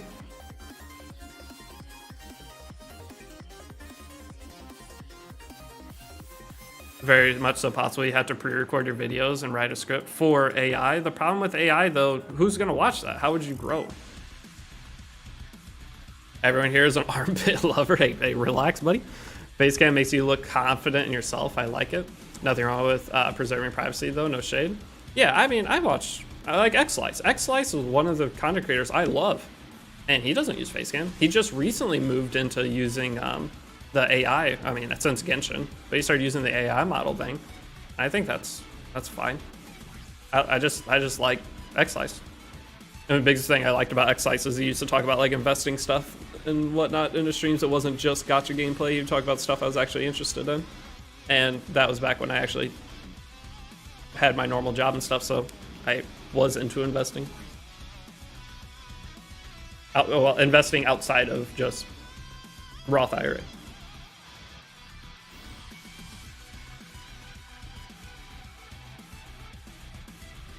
You watch Light a lot. He doesn't use Facecam, although he did in the past, though. I mean, he did. I mean, he's been on the tournaments and stuff, so everybody knows at this point what Light looks like or can find out very easily. I don't know. There's some weird thing with Facecam. And the bad thing is, this is gonna be something that is not the nicest thing to say, but there are certain people that will be more successful if they don't use Facecam. Okay, and that's just the way that it is.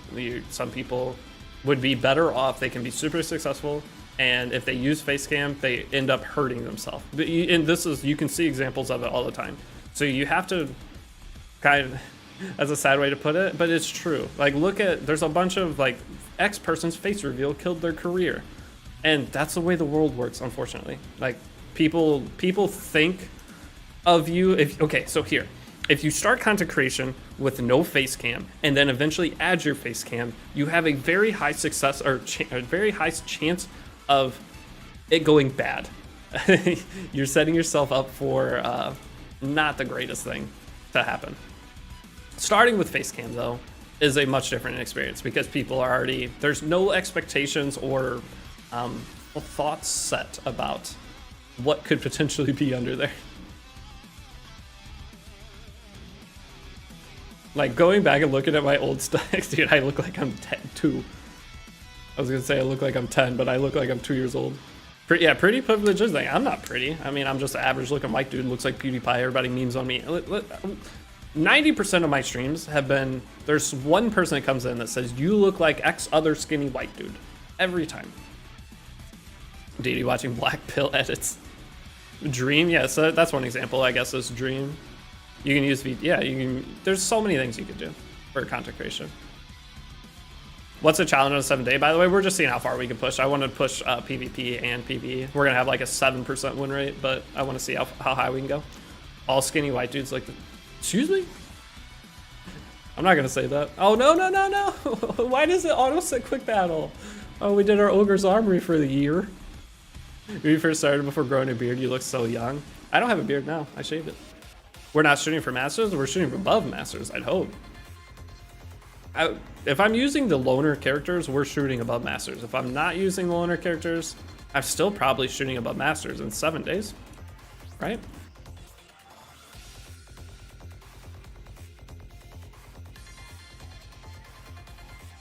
I'd imagine I'm doing more than Masters.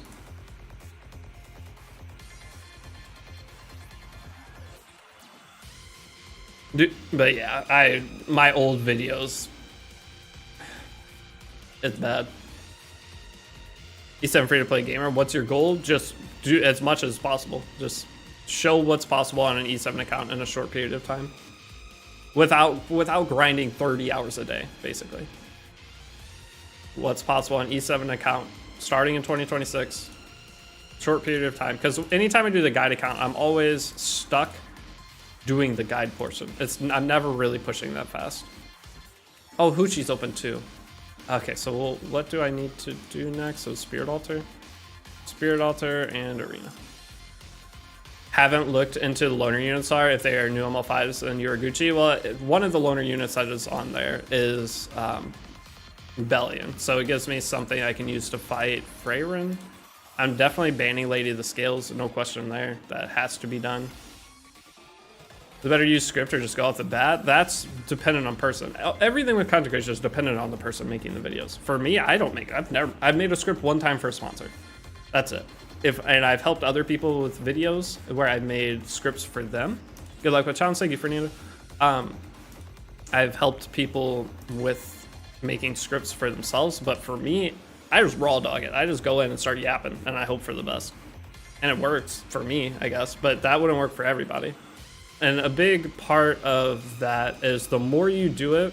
When I first started making videos and streaming, I would say the filler words a lot. And that's something you have to work on over time, is removing filler words. So if I were to yap and continually use the word like or which I still do, but nowhere near as bad as I used to, and it's just something you just improve on over time, Basically, as you make content, you're going to get feedback from the people that watch it occasionally, and 99% of the feedback you get will be negative. It will be, this is unbearable to watch, this is blah, blah, blah, and you have to adapt to that and not take that as, like, there's constructive criticism and there's, like, attack on character. Okay, there's two different types of, like, what you're gonna get out of it. But if you take the constructive criticism and do better, then I think you have a good chance of making it. But it's not gonna be fast. He said like again. Go watch some of my old content. I say it so much. And the secret to being successful is getting a pet.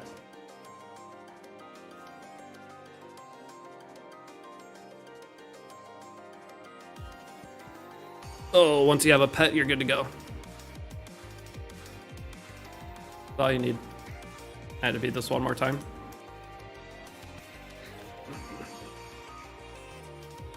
We need a cat cam soon. The thing is, my cat doesn't sit still for 2 seconds. The only thing I can do is go put a GoPro on my cat. And then we can watch I can have the GoPro up in the upper corner so you can go see what my cat's doing. I remember you showing us your old Pokemon streams. You look like a bush. I still have all those videos. I still have Call of Duty videos from... I have a Pokemon Go video from when Pokemon Go came out where I ran around, went to a park. I went to like 3 different parks that day and just had a day of Pokemon Go. It's pretty funny. I didn't show that video for a long time because it had it showed where I lived and it had a little bit too much information on there. But I don't live there anymore, so it's not a big deal. Why not try Pokemon TCGP stream? The card game? Pokemon. Wait, what's TCGP? I know Pokemon trading card game. Is that trading card game P? That's what TCGP stands for? Oh, Pocket. Oh, what was I doing? Arena. I mean, we can try at some point.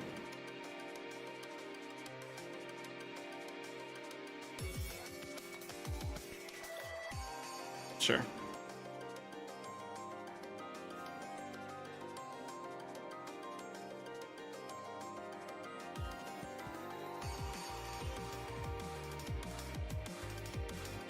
I'm a person who has a problem. Wait, hold up. Let me make sure I didn't argue with the AI one. How's it going to be difficult to say it's a real person or not? Eventually, okay, so AI content is going to be really prevalent. I mean, it already kind of is. Like the AI script reading and all of that, there are so many people that make so much money off YouTube just doing a broad topic and having AI read it. That is a super... I've actually been tempted to try it as like an experiment. Should we try that? That would be kind of a fun little like side project. We come up with some bullshit on stream and just see if we can make a successful AI channel, like while we're playing gacha games. That could be hilarious. What kind of topics?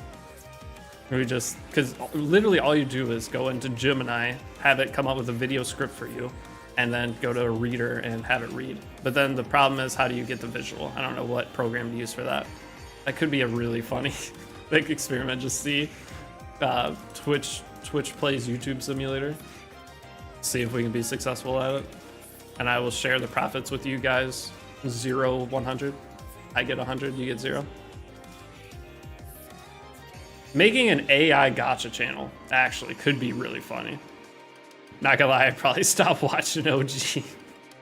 We could make just a meme AI gacha channel and see if we can be successful with it. Not gonna lie, I stopped watching. There are a lot of people that are super against AI, and it's just inevitable. I just look at it as like, it's just coming. There's nothing we can do. Like so the people that are against AI, what is being against AI gonna do for you? Like, just give you something to be mad about? I don't really understand it. There's nothing you can do. It's already at a point where we can't stop it. Like what? It's already here. It's already kind of taking over everything, and it will continue to do so, which sucks. I mean, I'm not like super happy that 60% of the population is going to lose their jobs in 10 years if it keeps advancing at the rate that it is. Like I'm not happy about it, but what can I do? I'm gonna be jobless. I mean, think about AI content. It's gonna keep getting better and better. If the latent issues can be fixed with it, I'm okay with it. I'm against it at the moment because it's incredibly detrimental. Data centers. Oh, well, the data center things suck. But isn't there plan to put data centers on the moon or whatever? Or something like that? Not really against AI, but I'm against the idea of using it for everyday shit. Yeah, but it's gonna happen. That's the problem.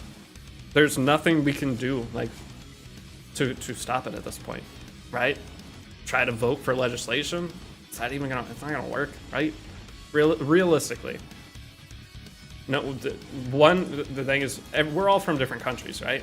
So, like, in the United States, we could vote to try to pass bills to protect our way of life around it. But then, when 7 other countries are going to be advancing and using it for everything, it's still going to bleed over into us. Like, we're not a world government. We can't collectively go against it. It just won't work out, especially if the upside of it is too valuable. So as a population, we're kind of screwed being all divided into different countries at this point. It's going to happen. There's no country is going to take the fallback of being behind everybody else, right? I have friends now who can't even write a simple essay without using AI. They're going to be everybody. Guys, I can't do a lot of things without looking at my phone, okay? Think about how much the phone has changed. I'm 30, 31. I couldn't drive. How would I? Oh, the monolith code is up. I couldn't drive, guys. Are they going to give us this event like Carrots last year? I hope so. That'd be sick. So should I just use a script based on that or just wing it? Whatever works for you, Jim. Let's try it. Try both. I don't have the answer for you. You got to try this stuff. I can tell you what I do. Every creator's different. Try both. Try to make a video just yapping and try one with a script. Honestly, as just starting out, a script will help you. Even if you just write the script and don't follow it exactly, having some kind of base point's gonna help. But I can't. I'm not gonna give you exactly what to do because it might not work for you. I can just tell you what worked for me. And how well is it working at this point? Not superb. I mean, I'm doing okay, but other countries advanced exponentially with AI. Meanwhile, America being brain rot, ChatGPT, AI smut. I can't. I mean, but yeah, that's how it's gonna be though. Let's take a 1 GB RAM costs $1,000 so we can generate Diddy versus Epstein animate 5 videos. True. Dude, the TikTok brain rot, by the way, is on another level. It's bad. And it just keeps getting worse, but it's so funny, man. I can't even get mad about it. It's so funny. There was the period, I think it was last year, it was all Helen Keller versus Abraham Lincoln and like stuff like that. Like WWE fights. And like, we're dude, like seeing that, I keep saying like now, but seeing that last year, ooh. But I hope they give us a carrot event. The carrot event was too good though, and I think they realized that. Because it was pretty close to around this time last year. It was like early summer, I think we got the carrot event. And carrot event went crazy. Okay, what's the next? Dude, I'm this far in and I still don't have any gear besides. I swear there's some kind of gear that I forgot to go get. I have no idea what you're talking about, so I'm happy I don't. It was TikTok at the end of last year. My girlfriend was on looking at certain things and I was just looking at TikTok and that was like half the videos were just whatever the dumbest concept you could think of. It was that. But it was funny. The thing that was funny about it to me was that somebody sat there and decided to make that video. And that's what I was talking about earlier. Like if we did like an AI project, like meme thing, to see if we could be successful with it, it would be meme. It'd be trying to come up with the dumbest thing possible to see if it'd actually work. TikTok stop is so fucked, but I can't stop consuming. It's just funny. I don't know. Carrot event is where people got hundreds of molas, right? Well, I don't know if they got that many molas. Some people probably did, but it was just infinite farming. You could just farm infinitely, which was insane. You could just keep, it's not infinitely, but it was like 80% return on your energy back, which is a lot. Make an AI VTuber. See, that's what I was saying. Make an AI VTuber, absolute meme shit show, playing through gacha games. Like, you can't tell me we couldn't make that hilarious. Hey, do you love all the guides? Thank you. Hold on. Wait, Sainato? Sainaidu? I don't know how to say your name. I probably just butchered it. Dude, that's so many vowels. How do you have so many vowels? How do I pronounce that? But I hope the guides are helpful. Was that the event of the mullet chest? Yeah. We had a smaller carrot event after that too, but it wasn't the carrot event. It was a mini carrot event, which is still decent. But wait, hold up. Actors will lose their jobs. Did you see the commercial? Super Bowl? Yeah. Oh, everybody, guys. There is no safe job right now, is there? I mean, there's jobs that are safer than others that it would take longer to advance to that point, but I don't think any job's safe, and even content creation. The thing with content creation, okay, so here's a couple things. Like, the whole idea of AI taking over doctors is, most people, at least currently, would rather have a human do this a procedure, right? Or see a human for whatever. So there's still going to be value within that, but the thing that's going to happen with this is the price. They're going to eventually add all of these options. You could go into surgery, you have to have a kidney stone, or I don't know, blast, or whatever kind of random surgery, that you could have a robot do it with a insanely high success rate, or you could have a human do it, which is still a high success rate, but the price difference is going to be, seeing the person is going to cost you American healthcare prices, whereas seeing the robot's going to cost you nothing. It's going to be covered within insurance, and because it's going to be so cheap for them to do. So like those kind of jobs, there's still going to be some people that do it, but the price difference is going to make it to where it's unattainable for the average person. So where you're forced to do these things. You can't see a person, or you're going to be paying infinite money for it. We create an AI deity in 2036. Yeah, guys, every content creator, you can go in and get an AI thing to copy me and make videos basically using me. I think that's already out there. Now, granted, you'll be able to tell because the AI won't be as dumb as me, but it's there. I mean, and that's everything. What are you up to today? We're playing Epic 7. We're doing a new account challenge. It's a stream challenge. I'm not trying to do it off stream. This will just be going through stream. Since you had foresight about the end of Nightmare Raid, what's coming in April?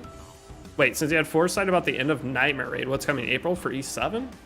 I don't think much of anything. Did they have an announcement that there's some new thing coming? I don't think they're getting rid of any content outside of what they've already introduced, or what they've already talked about. I don't think we're losing anything for right now. I mean, we're losing 2-star artifacts from the shop. In terms of, if I try to sit down and think of what potential new content is coming, I don't see any.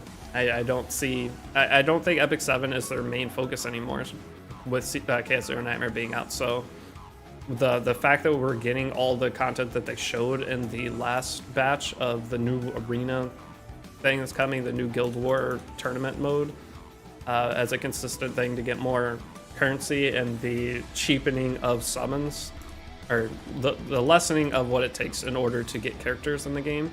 Like, those are all just quality of life improvements, and I don't see any big things coming to the game until end of the year / anniversary. Maybe anniversary will have something this year. Last year it didn't. Anniversary was really boring last year.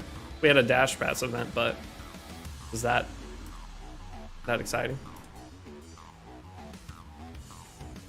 Episode 1, Chapter 3. Am I in Episode 1, Chapter 3 right now? Man. CZ and Budget making E7 anime for an 2027 comeback. You know, all they would have to do to make Epic 7 extremely fun for everybody again, for a couple months to a year, make a new server. Make a new server. That's it. They could get so many people to come back and enjoy the going through the game. Make a new server. We all come in, EU global. We all start at the same spot. Arenas all the same. We all are in guilds where we all started at the same time. Wouldn't that be fun?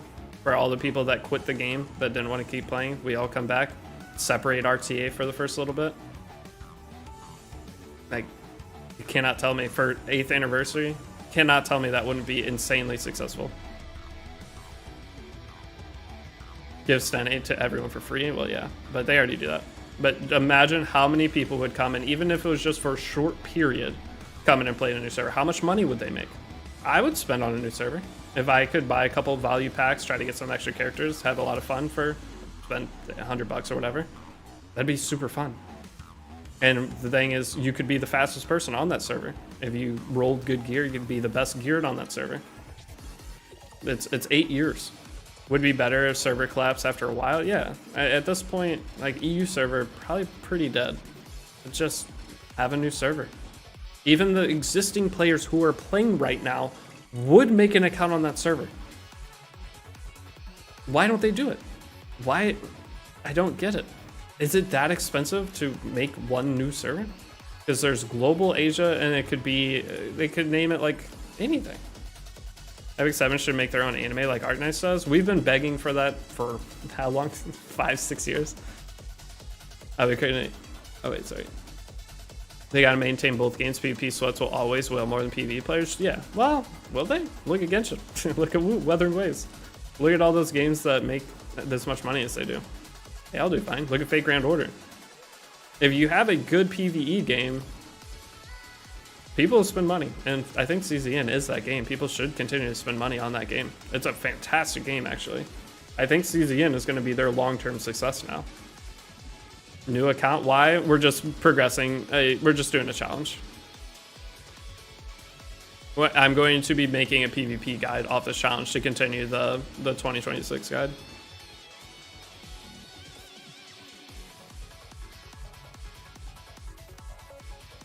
Because I have one more video to make with all the PvE teams and what to set up for everything. And then from there, it's just doing getting into PvP.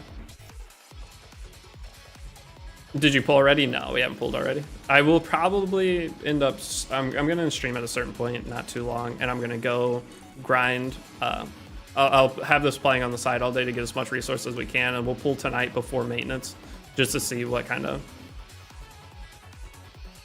I drop a game for about 3 months, come back after seeing Freyrin Crab, and when download's already finished. Yeah, you have to. That's a bad thing you got to keep up with. Freyrin is super good too. Missing out on her is brutal. I think this time it was be more difficult. Yeah. Well, I don't know with the free characters. If I don't use the free characters, yes, this is going to be absolute shit show. Because how do I can't fight Freyrin. There's nothing.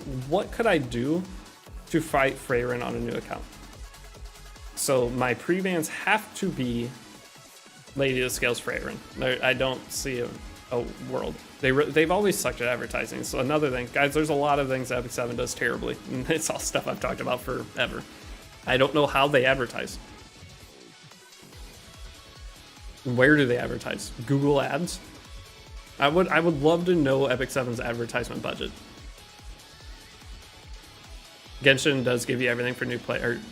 Doesn't give you everything for new players stuck with base characters. Yeah, you have to spend if you want characters. And the thing is, there's some. I mean, Fate Grand Order. I wonder, do they still make decent money?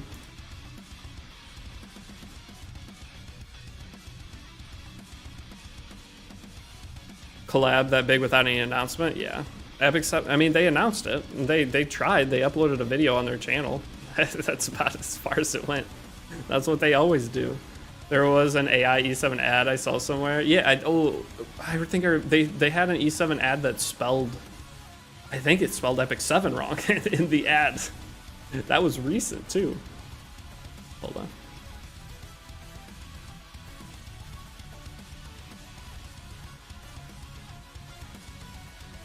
All right.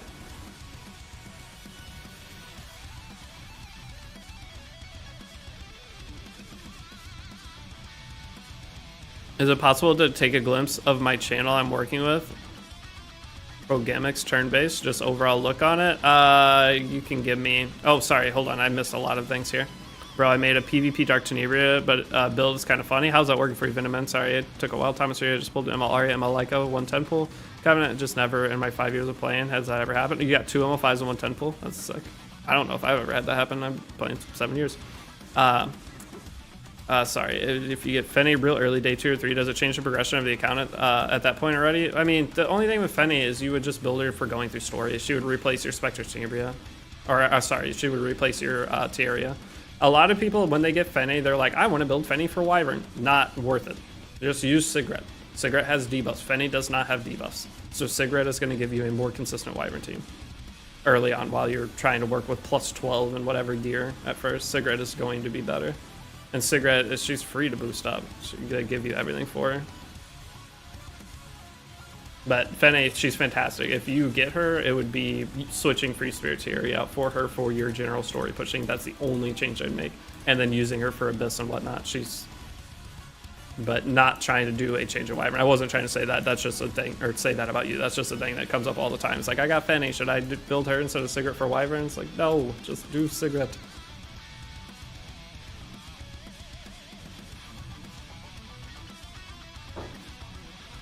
As lame as Arknight's advertisements, they do better advertisement with Epic 7. I think Arknights just advertises in the correct areas.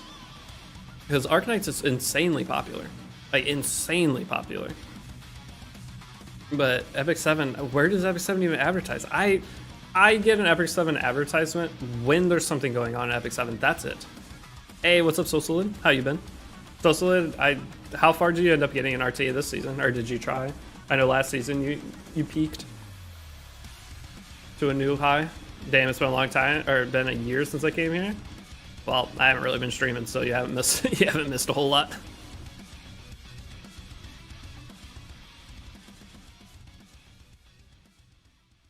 Yeah, you're building. You have to build Sigret to finish the Wyvern challenges, right? So might as well just do it. Take advantage of it. All right, if I miss anything in chat, guys, I'm sorry. Just re-comment it if I miss it. I will get to it. Oh, you got a new peak? What'd you get? Look at this Lady of the Scales abuser. Disgusting. Look at that, though. So solid, legend, new legend player. Crazy. You've come a long way, dude. That's sick to see.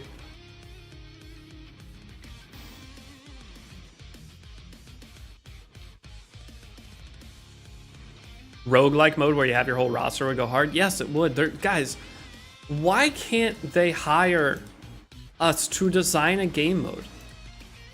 Like, think about Tristan. I mean, I could make a really, really good game mode. Like, hire the players of the game. We have our communities. Like, have us come up with a game mode, like a game mode challenge where we come up with a game mode, try to come up with every aspect of it, and submit it to them. And then one of us wins and it gets added to the game. Why don't they do stuff like that? That would be cool. We don't have any interns. We are the interns, are we not? Well, not me, but Tristan Wolf. Tristan's basically a unpaid Smilegate intern. He does so much work for them with data gathering. I just don't think they care about the data. I don't think they ever have.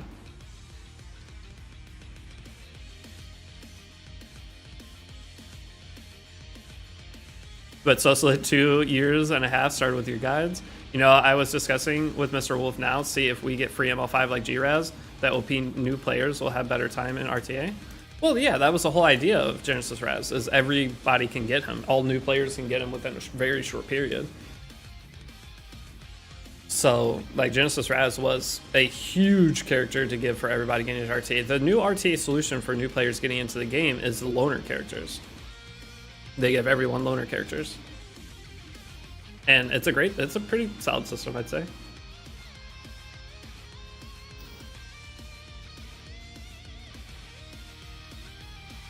But the problem with that is I don't think it has the same effect.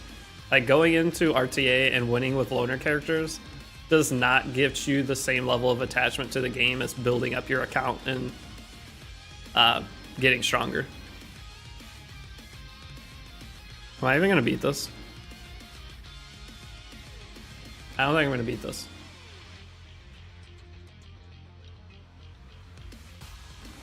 I have to level up gear and my Tyria. Shit was hard long ago. It was. I'm gonna die. I'm dead.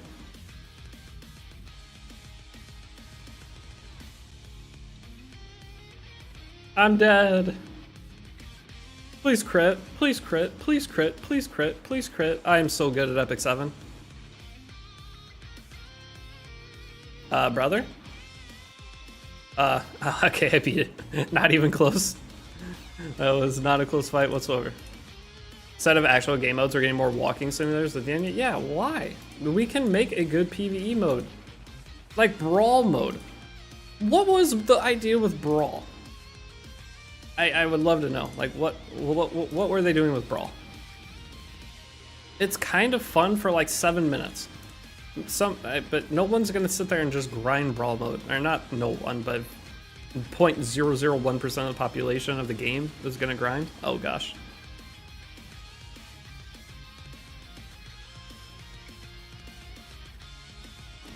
Like, why remove lab? Well, I thought lab was a terrible concept, personally. I thought it was horrible, and I'm glad they removed it, but that's just me. You could have made a infinitely better content than Labyrinth. Okay, so here we have the Spectral Cores. If I wait to use the Spectral Cores, I could easily get to Wyvern today. And be able to grab that instead of wasting Skystones. Or we could summon now. I don't know which to do.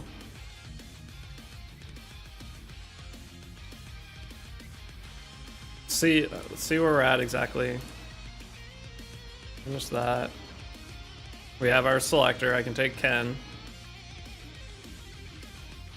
Probably taking Ken. I don't know. Who else would I take? We can hero 3-star. Let's go do this.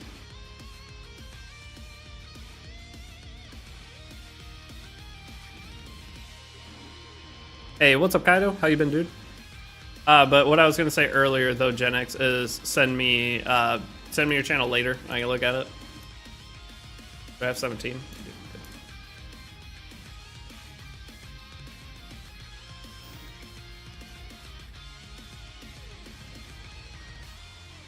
In Discord, yes, in Discord.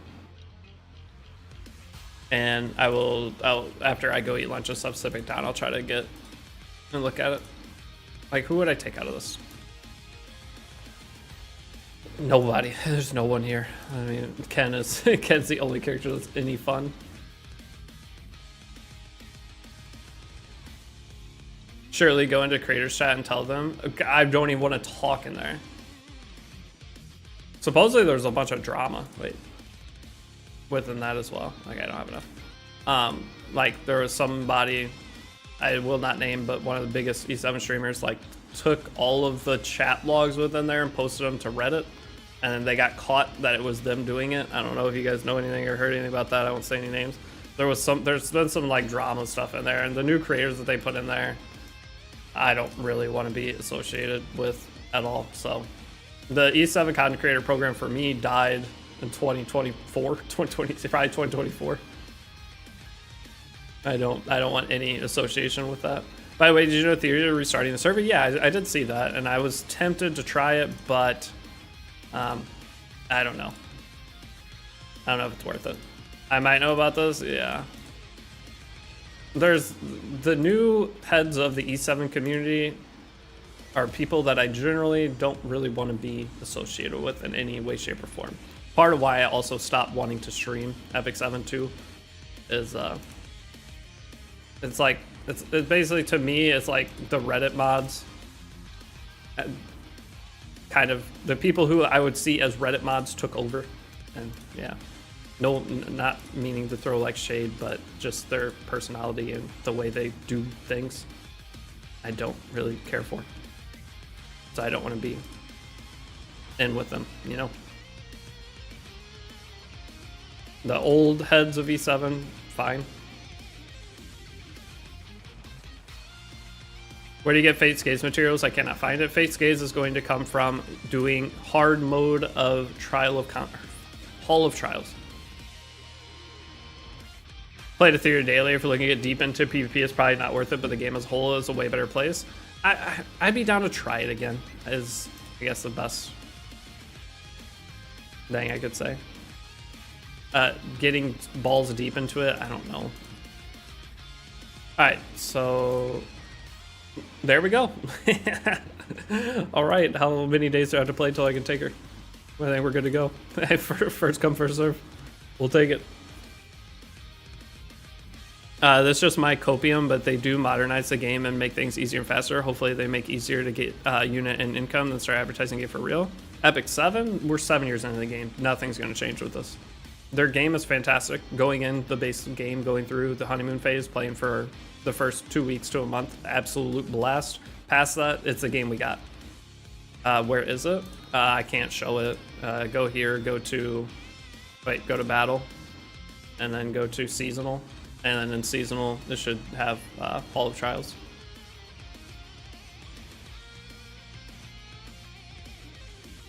Okay, so from here, is there anything else I can grab? Yes. There's so many events all the time in this game now. This still has 7 days. Okay, so that's not too bad. And Genesis Raz. I need to make sure I grab this stuff every day. The problem is a 7-day challenge. How many days does it take to finish Genesis Raz? 6. If I did both of these, so 6. You could finish Raz in 12 days. I think you could finish Raz in 12 days as the fastest you could do it.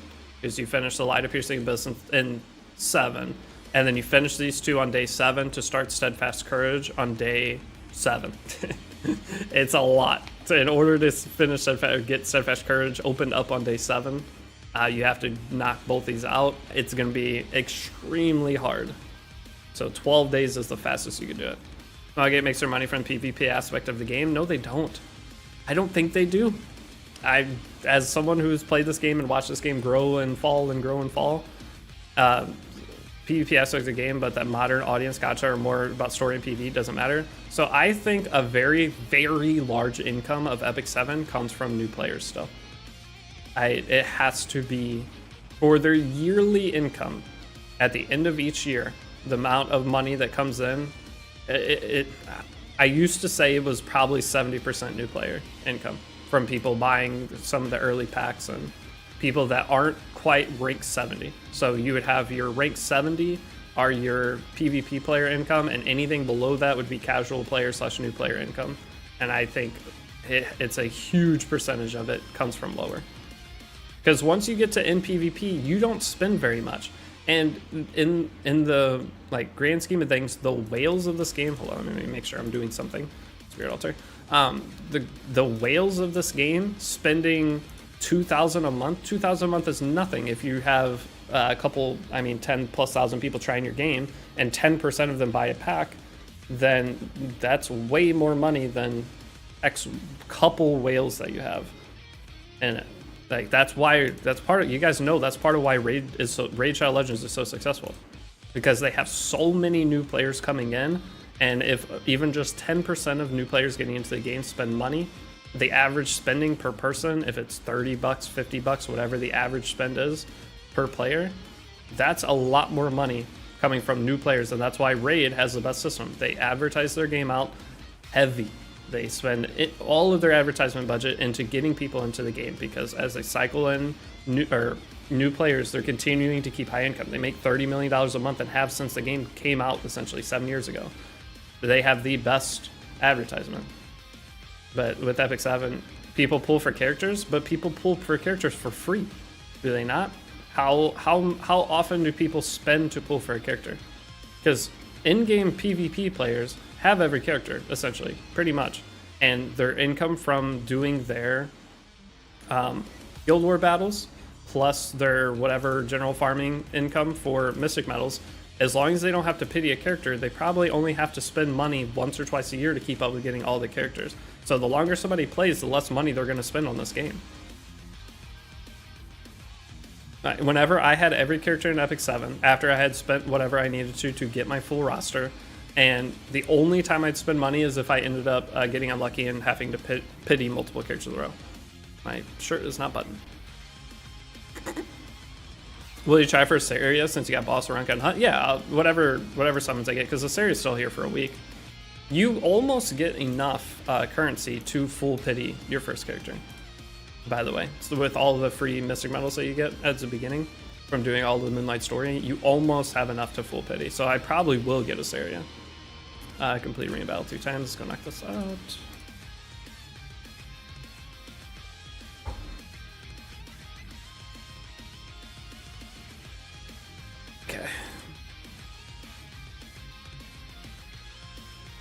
So what time is it? 10:40. Where's the loop button? Right click loop. There we go. I had to do it was 3 battles.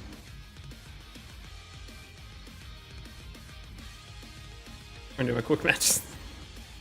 And new players may become whales. True. So the best, if you are a gacha game, the best advertisement you can do is trying to get new people to try your game always, and putting a decent amount of money into it based off of, I mean, you can do calculations of it for every, how much money does it take? There's the gear. We finally got gear. Gee, that's insane that it takes that long. You find out how much money it takes and how much advertisement you have to do to achieve that amount of player, and maybe Epic 7 just doesn't have a profitable thing with that. They just can't do it, and that very well could be the case. No matter how much money they put in advertisement, they've never seen success. But also, generally, their ads suck. So, and they don't have any new player incentive thing that actually gets people hyped to get into it. There's no real PvE in game to keep people around. That is the biggest problem with Epic 7. I've always said that. Epic 7 has every resource needed to have a successful PvE game mode. They could have the best PvE game mode of any game, but they choose not to, and it blows my mind. Like, why would you not put resource into, you have everything set up, it wouldn't even be that expensive. Tristan Wolf, if you sat Tristan Wolf down for a day, he could come up with it. He could come up with a game plan for it easily. And he could sit with the community, like have you guys in there coming up with a game mode, take a week of trying to come up with the best thing possible, every in and out of it, and we'd have one of the best game modes possible. And they won't do it. Took less than a day, needs to be longer, shuts out the episodes, more difficult. The problem with adding difficulty to Epic 7 is a whole nother thing. Difficulty within Epic 7 has always been RNG. So when you have hard content in Epic 7, it's just an RNG shit show. What it's always... Oh, she has to be level 30. Like, look at Abyss, for example. Abyss is the higher stages of Abyss come down to, do your debuffs land? If your debuffs don't land, there's no consistency. So the best thing they could do is make an actual challenging game mode that doesn't have a 15% mechanic. Right? Isn't that the best? I think that's the best they could do. But the problem is, if you remove the 15% mechanic, doesn't everything in Epic 7, a game like this, just become easy? I feel like it does.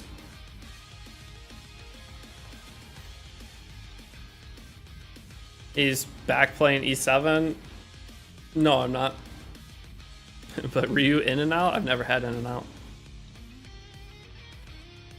The only thing that I have burger-wise around here is Five Guys. I don't have any other options. I mean, I have some other, but not nationally known options. I have Culver's Culver's and Five Guys are the only two burger places. Add tower type buffs and debuffs. Yes, that would be good. That would be some kind of sick game mode to add. I mean, they did it. The thing they did it with CZN. They made the best of all gacha games, infinite grindy mode. They have the brains. They could do it. Imagine a chaos mode. Add chaos mode to Epic 7. When you're going through, instead of epiphanies, you get the different cards like Automaton Tower, and you do different runs depending on that, and have some kind of decent reward at the end that makes it worth doing. That could be a super fun thing. How far you'll be pushing Abyss for this guide, we'll have to see. Well, it'll be one full day of suffering through Abyss. And it's basically, what can I get done in that day? Because I haven't done Abyss in forever, so I'm going to have to actually go watch videos to remember mechanics. Remake Guardians to be more modern? I mean, even remaking the Guardian... So, I don't know. I don't know how they could do it. But if I sat down long enough, I could figure it out.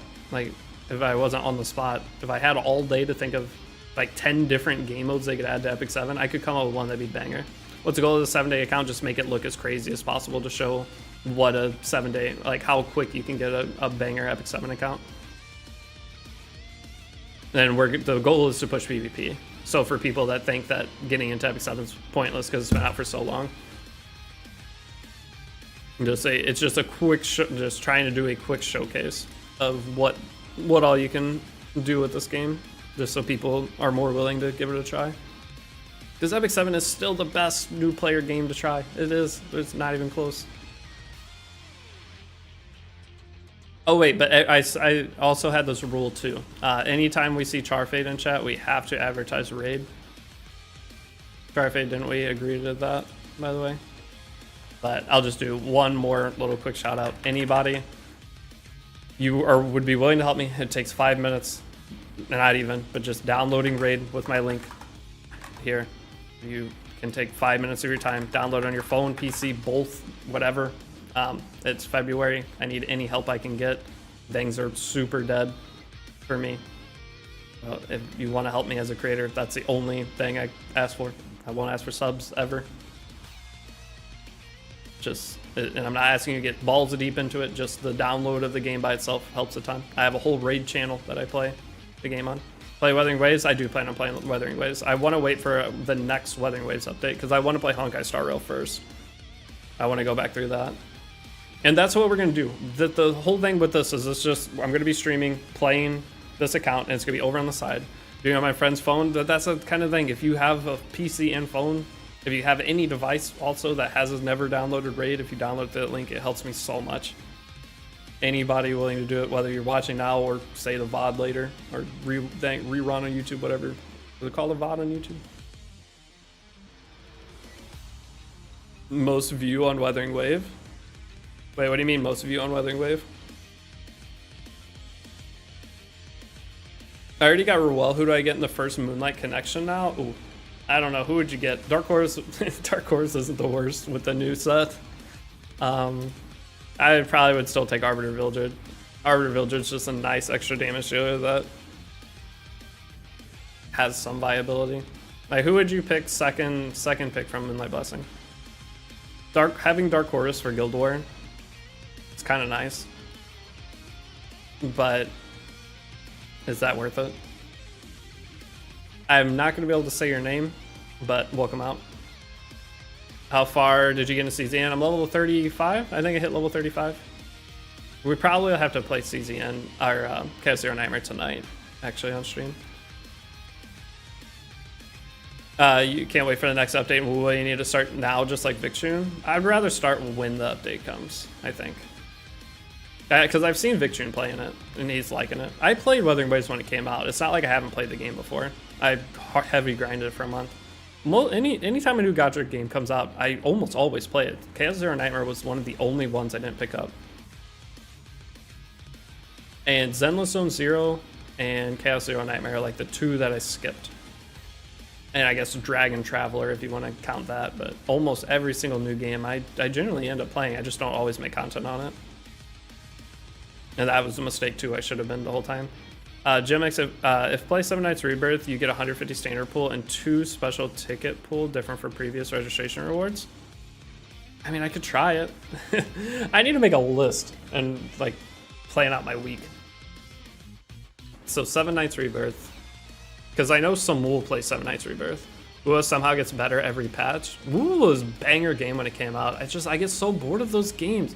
When I log in, I feel like the only thing to do is go spend my 200 stamina, and it takes me 5 minutes. I get so bored. That's where I'm at with Infield right now, but I haven't tried the new in-game content for Infield, but I get so bored of that.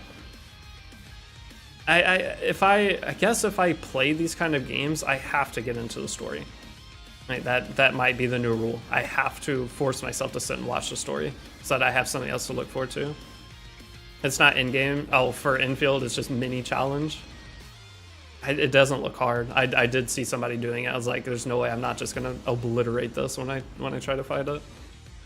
Because I also kind of spent some money in Infield, so I have Leviathan E4, E3, E4, and the sword, I think I maxed it. So I don't know how much fun that's gonna be. The issue with Ua is if you wait for next patch, you won't be able to build a new character in their ideal sets. Why wouldn't I be able to build them in their ideal sets? Also, current banner has an amazing unit. LMFAO story? Dude, I've never been a story gamer. Do I try? If I were to try to read a story in a game, what game should that be? And don't say Epic 7. I am not reading the story. Don't care. Never gonna happen. Chris, I'm actually looking forward to the open world. Yeah, the 7 Deadly Sins game, it was supposed to come out at the end of February. That's what I thought I'd be playing right now. That would be a great video series idea, become E7 lore master. I don't want to learn the lore of E7. At this point, it's a meme. I think I'd rather go my whole life never. I mean, I've spent 7 years on Epic 7 and don't know a millisecond of the story, basically. And I'd rather keep it that way because I think it's funny.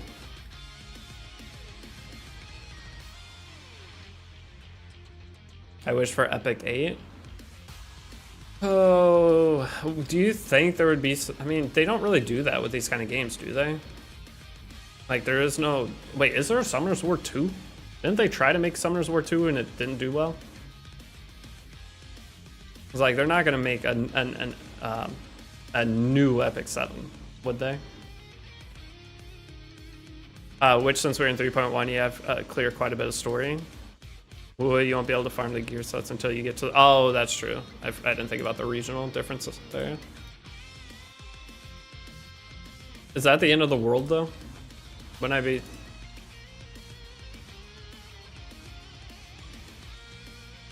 Alright, so just for sake of convenience here, until all my characters leveled and I can farm this faster, I do this. HSR story?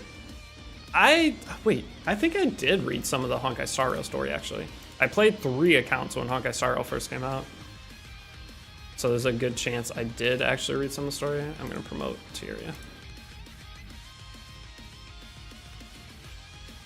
Not at the end of the world, just a lot to catch up on, to be honest. I did end up trying to stream Wuthering Waves. Pretty sure I did stream it a little bit, but not a ton. Epic 8 was just the last big update. Origins, that's what it feels like. The Epic 7 Origins last year was like Epic 8. Isn't the story of Epic 7 like there's 7 different worlds or some shit? I think so, yeah. And okay, so here's my guess on the Epic 7 story. From years of hearing you guys talk about it / kind of clicking through stuff. And so now we have the prologue, which the prologue is World 6, correct? So in the prologue, World 6, Raz becomes whatever, blah, blah, blah, I think. But then dies, and then Raz is reborn in this world as regular dude, just vibing. And then regular dude just vibing has to go through with the power of friendship to beat some guys up, and then Raz then becomes God again later, and now I don't know from there. that's about what I think about the story. Is that close? Raz got reborn in this world, and Raz, the whole purpose of Raz is to try to stop the world from being destroyed.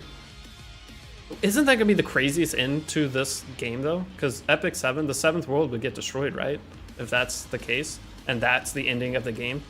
You go into the story, and as you go, like, they announce end of service, and they give you a warning: once you complete the story, your game will be destroyed, or your save data will be deleted. So you go and play through, and at the end of it, you get to the end of the story, and then the story ends with the world exploding and your Epic 7 account's gone. And then you have to restart for Epic 8. Kind of a banger idea. No. When you think E7 create open world, oh my god, an open world Epic 7. Ooh. You know how sick that would be? Imagine that though. Epic 7 open world where you have to go in and farm Wyvern over and over to get gear drops, but you can farm infinitely, it doesn't take stamina. Imagine that. And you're farming for gear. It has the same gearing system as Epic 7, but it's open world and you can just run around and farm. And then there's, I don't know about the PvP. Make the PvP turn-based. Keep the same PvP as being turn-based, but the actual game is open world, and you run around using your skills, and there's no stamina. You can farm forever. Right? Wouldn't that be that's the best game? You just go beat up Wyvern, and then you go out and fight Golem, and it's open world. Can't tell me that wouldn't be sick. So Epic 7, but HSR? Well, HSR doesn't have open world. I want open world combat. I want to use these characters to fight open world combat and get the gear that you can farm infinitely, from doing the open world and just make the bosses kind of hard and take, like, the thing is make it take some time, make it take 5 minutes to kill Wyvern, and then you can come up with speed run strats to where you can farm faster for more gear. The gear is still RNG shit show, and then there's like a charm farming thing that you run around, like you're running around in Genshin and whatnot to collect stones or whatever, like you run around to hit mining points, and that in the Epic 7 open world, you run around hitting those mining points for charms, and that's how you upgrade your gear. Wouldn't that be so fun? Open World D7 sounds so cool. It'd be sick. That'd be the best game. And just make it to where there's PvP in it too, and it's the turn base of Epic 7. You go build up your characters in the open world, but then you have the turn-based combat so then it's like there's 2 game modes. It's 2 games in 1. Doesn't that like solve every issue? Because then people are like, it's open world, because you don't have to do the PvP portion then if you didn't want to. You just farm for gear to boost your characters for the open world and run around and fight stuff, and that's fun as hell, and slowly build up your characters. But then you have the option to go to the PvP thing, because doing PvP in an open world game wouldn't be that good. It'd be like skill based. I mean, there's some games that it would be fine for, but I think doing it as a turn based thing, it'd be sick. Time to email the devs, brainstorm for a week. I mean, you don't even have to do a Z7. You just do the E7 mechanics and make your own game. Honkai Nexus Anima? Isn't that a game coming out? Is that game? I'm not sure, but I think the whole world ending was one of the first stories to be over. Raz already saved stuff. Oh, that's boring. Overwatch 2, back to Overwatch. Yeah, anytime you make a second game Ryu, it doesn't work out. It always ends up not great.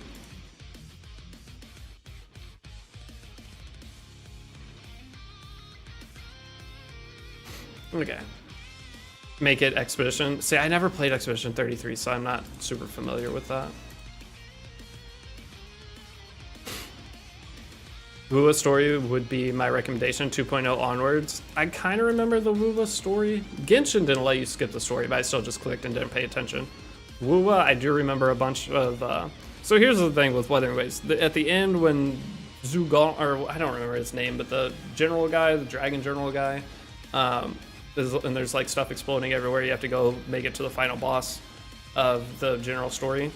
That section was literally the exact same as Infield. I felt like I was playing the same video game when I was going through Infield. Have you played Grand Blue Relink? I have not. I wish the game was more friend-friendly, you know, like being able to battle monsters with a friend in real time instead of borrowing their characters. Yeah, I mean, that's a good addition too. But just imagine going and grinding Wyvern, and when you beat it, you get like a couple drops, kind of like Overworldly Hunt, and you gotta manage your gear in an open world game. Like, that's everything I want in a game. Because I love the open world games, but I just get bored as shit because there's nothing to do.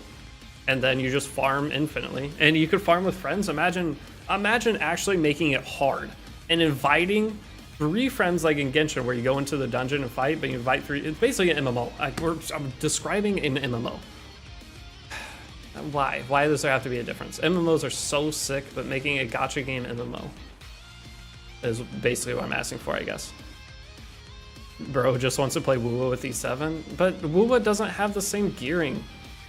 The gearing of Wuwa is not hard. I want the Epic 7 hard, like that level of gearing. That's part of why I like Epic 7 so much, is the gear. It feels so good. Boot up Wuwa next stream. I wonder if I could find my old account. I think I'd rather start a new one than try to log into my old one, but I'm sure I have an email for Wuthering Waves that I could go find what account I used for it.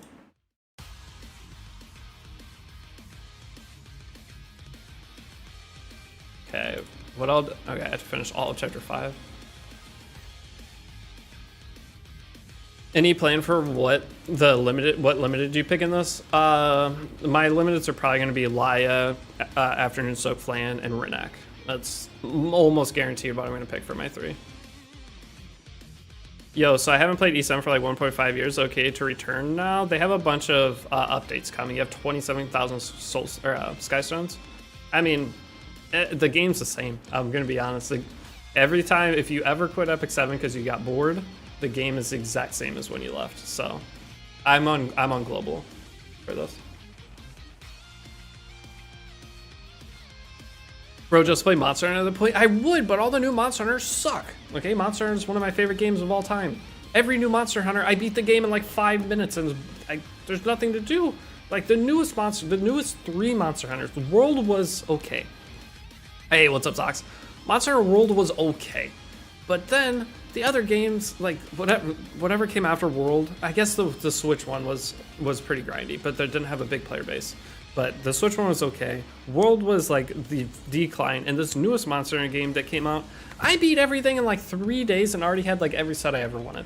It was like they're just dumbing the game down to be too easy. But old Monster Hunter, where you had to like go charm farm on PlayStation Portable, where you just go in to do a expedition gathering and you get charms with certain random skills, and you have to keep going in and you farm for literally 200 hours with your friends to get one decent piece to finish up one of your sets to min-max it.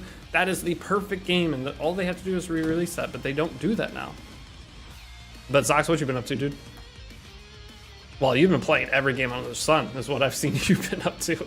Every time I open Twitch, you're playing some other game. I'd play a RuneScape Epic 7, an anime-style RuneScape. Is that hard? I mean, I think that would be probably pretty popular.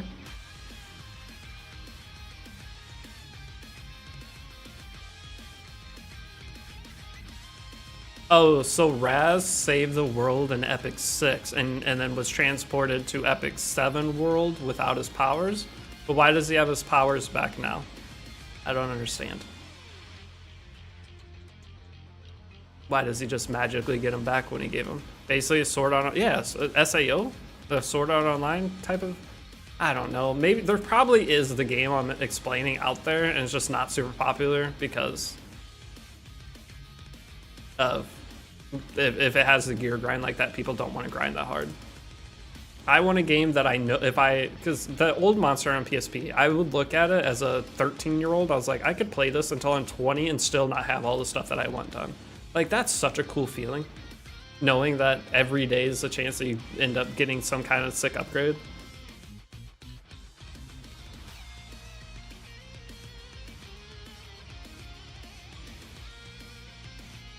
The world is facing danger again, so he has to pop off.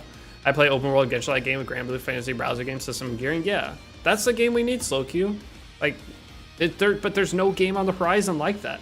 If they announce a game, coming out that's similar, or like has that looking mechanic, I will be so excited. But it's basically an MMO is the thing, so they're not gonna brand it as a gacha game. I don't think. I don't know why they wouldn't though. Having an MMO style game with gacha mechanics, how do you lose? How do you lose? Gacha mechanics make so much money. I mean, they do gacha mechanics in like Diablo and those type of games, I guess. But I want character gacha. No other gacha. Everything else in the game is grindable. But character gacha. Is E7 Etheria on an EOS race? Well, I think Etheria is going to lose the race for that one, but...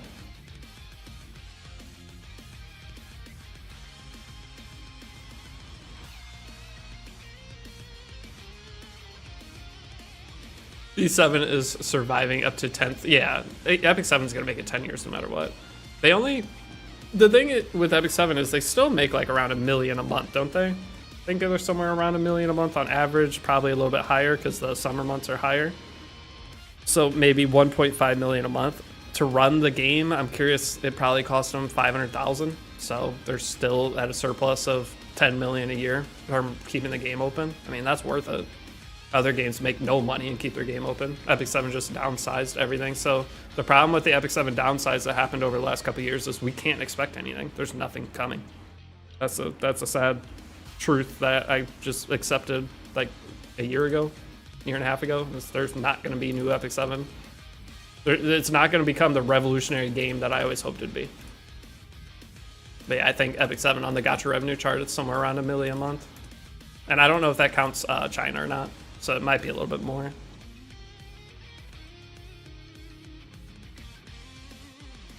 But thinking that a game only makes $1 million a month blows my mind.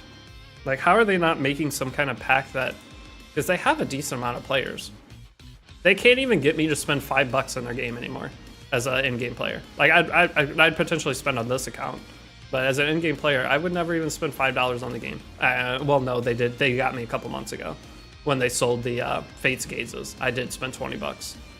But that's $20 in the course of a year and a half, basically. That's all they've really made me want to spend. Because none of their packs are super good.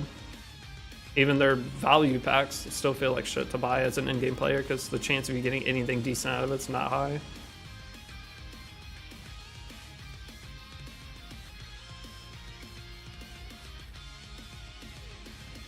Not free to play, Sag. I mean, I'll probably do this free to play. Or I am going to do this free to play. But if I were to make a new Epic 7 account that I was going to play for, like, it was my first time playing, I'd buy.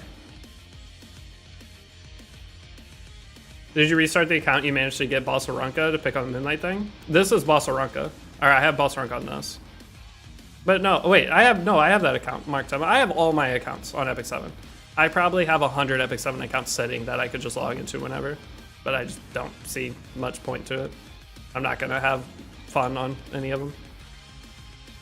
I make them get to whatever my goal is for that account and then call it a day.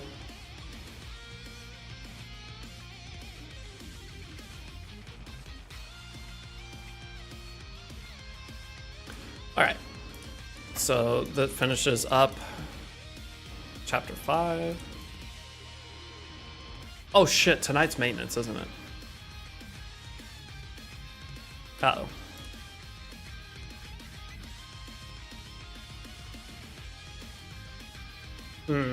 What do I do for my day? Promote to area.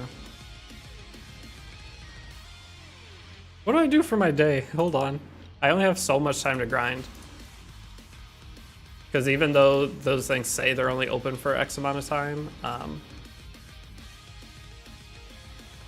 do I get penguins or anything? Artifact plus 15.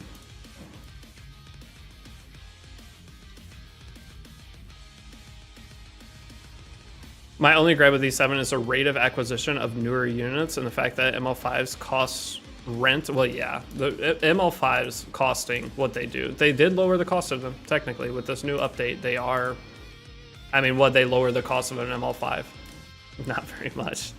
Instead of $700, it's $600 or something. But that's still... Any good events for new players? Most of them are ending right now. They're ending today. Today's the last day for the good events on E7. That's part of... I didn't realize.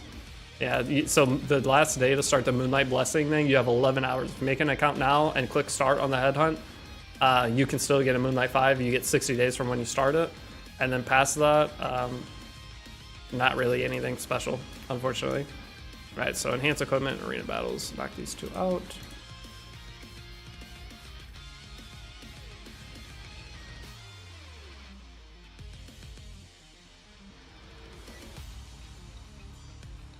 I mean, Epic 7, I don't know. I feel like they have enough new characters that come out.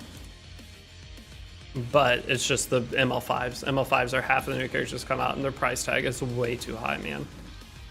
That's when I deleted ML Luna and didn't have every ML5 anymore. That's when I started falling out of wanting to play. Because it just didn't make sense to spend that much. He's finally back. Hey, I've been streaming like every day. What do you mean I'm finally back? I've been here. By streaming every day, I might have missed 4 or 5 days in a row, but outside of those 4 or 5 days, pretty much every day, I think.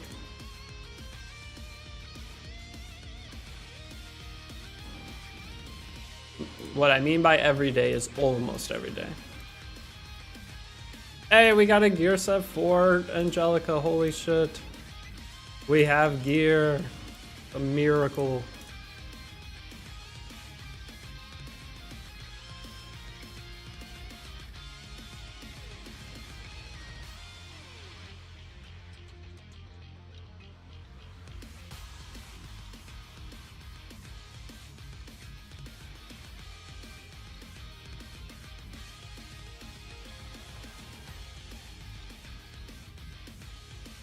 Yeah, streamed every day in the last 20. True, that is, yep. A good way to look at it. Brother, I hope you are doing well. Expecting another episode of the guide series, hoping to see builds and how to build certain characters. Yes, that is coming. That is, I mean, you'll be able to see that with the series that I'm doing here too. You missed the carrot event. That's a terrible. That's the like worst event in the history of Epic 7 to miss out on.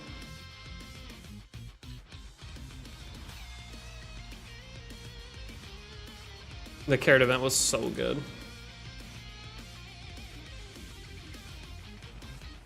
All right. This should go a little bit faster. Yeah. I mean, last chapter went pretty quick. But no, the Bossarunka account, has Freyrin, has, I mean, that account's pretty solid, actually. It has Freyrin, it has, I don't know, it has like 5 ML5s, and then, and like actual good, it has Witch the Mirror Tenebria. I didn't get Lady of the Scales. What? He's...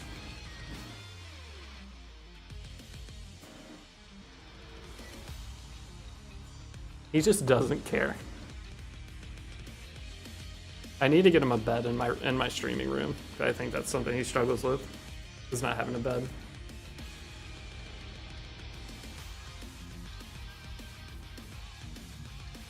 All right, he just keeps jumping up.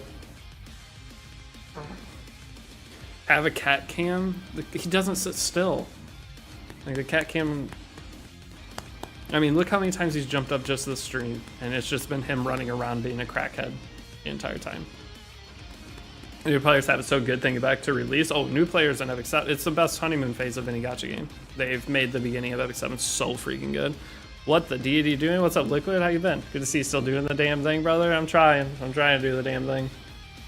It's potentially coming to an end soon is an unfortunate thing. Coming to an end or / I have to come up with a whole new strategy for content creation. I'm trying to figure it out. Is where we're at right now. I mean, okay, I say it's coming to an end. Once a new game comes out that I go full into, I'm not gonna fail. I am at this point with everything. I don't see myself not doing good if I put my all into something new. But the problem is I have to enjoy it, whatever the new game is. But for right now, I'm in a spot where it looks like it might be a kind of bleak couple months.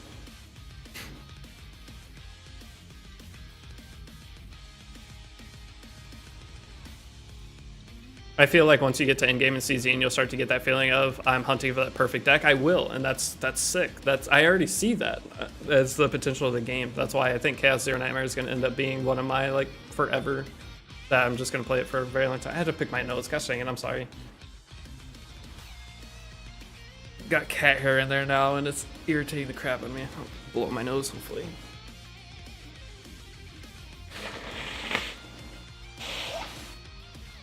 I turned my camera off, right? Okay, good.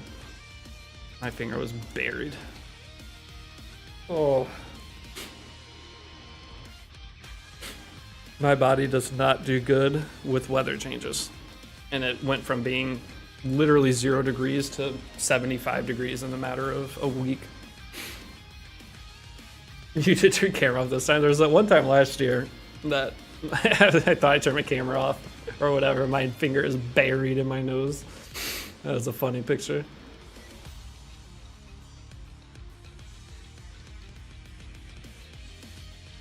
But Liquid, what you been up to?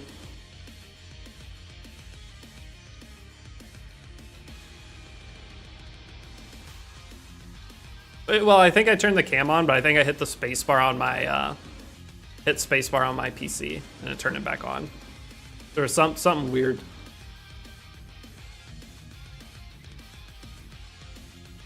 It's leg day today. You want to come with me, brother? My legs. Have you seen my legs? I would be worn out before I even made it to the gym. Look at these things. There is not an ounce of muscle on my legs. Chicken legs. If you saw, I have golf pants on because I'm very tempted to go play golf today. I dressed for if I'm gonna go play some golf. Oh, what the hell? I should have beat this an hour ago.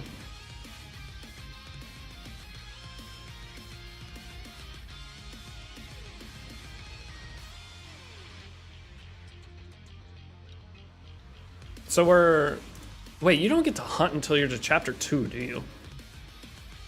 And I'm only in chapter 6, not even halfway through chapter 6. Because it used to be at chapter 7 hunt unlocked, but with the new changes, it's not until you're to the second story. So I still have a while.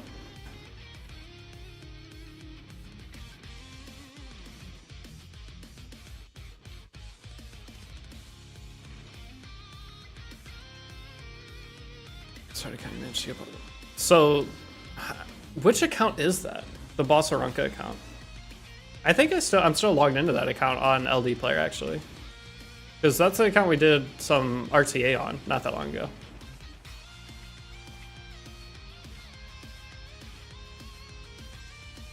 But look what I feel that finding a game that just locks you in is a key. I still play 7, but Warframe's my jam. 11 years and counting. I got into VR a couple months ago, and I've been going hard. The games don't cost a thing, and I spent like $60 to $80 on like 10 to 20 to 25 games. I still suck at RTA despite keeping up with the meta as much as I can. That's basically where I'm at. I mean, Epic 7. I still play my main account. I still log in. I've got my headhunt character, but it's just the only games I've really enjoyed for more than a month, and let's just say the last 4 years. Alchemy Stars was one of them in terms of the gacha.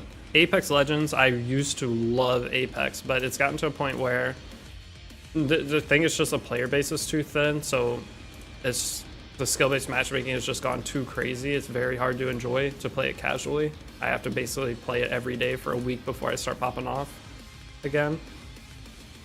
But other than that, I can't think of any game I really loved. I mean, I loved all the, basically every gacha game that came out, like Genshin. I was in love with Genshin. And Wuthering Waves, I played that for a month. Honkai Star Rail was my favorite. I played 3 accounts on it. But it's just a month. I play each one of them a month and I'm bored. I started East End with a guide this year. Been a great help. Mobile or console, I mean, I don't play. I mean, I have the Nintendo Switch, but other than that, I don't buy consoles anymore. I used to buy every console. I had Xbox One, PlayStation 4, all that stuff, but come the PlayStation 5, I don't think I'll ever buy a console again. I have two super computers in front of me, so buying a console just doesn't make sense. Dude, I looked at that the other day, Charfade. This was my first experience playing WoWa, by the way. I went in. Oh, there's a really funny Ethereal restart clip. I might go try to find it. But it was just me. This was my first experience with Wuthering Waves. Was trying to find the best angle of the game. With different characters. But there was one clip. Hold on, let me try to find it. It made me laugh so hard the other day.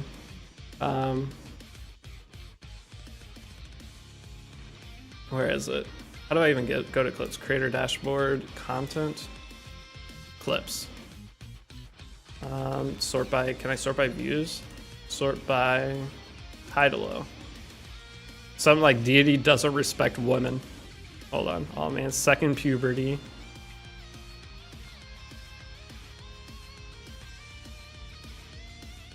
I have one that's called Trump supporter. Okay. There was Deity on long distance relationships. Ref G, clip that one. Hold on, there's a really funny one at the yeah, this one right here. Not a woman respecter. Hold on. How do I pop this out to show you guys?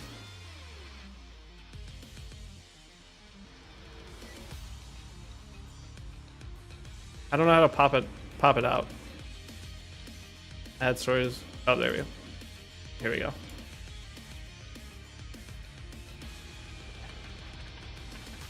Okay, I watched this the other day. I died laughing when I saw it. Just immediately. Oh wait, you guys can't see my face cam. I immediately just started busting out. This was the best thing in a theory restart. It's so good, man.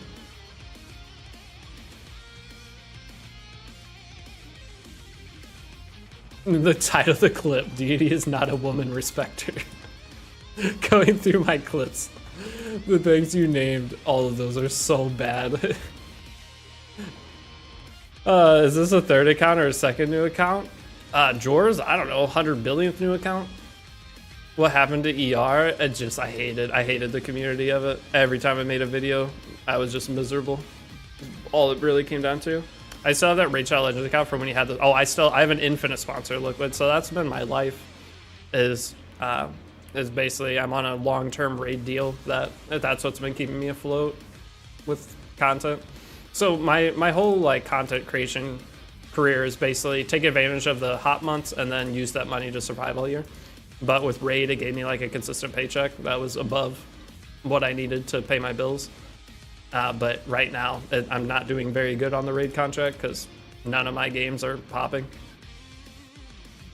And raid's in kind of a dead or down state right now too. So like my new player guide for raid isn't doing very well. So this month I'm in trouble.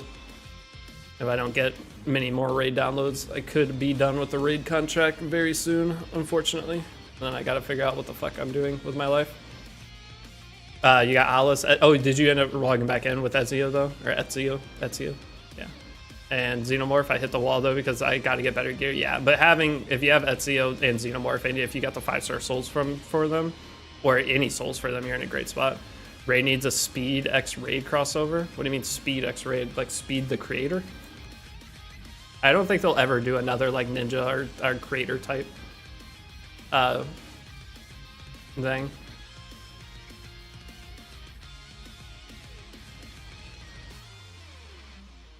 Raid has the most collabs though. Dude, they've been cranking. They had Teenage Mutant Ninja Turtles, they had Alien vs. Predator, and then they had Assassin's Creed all within like a 2-month period.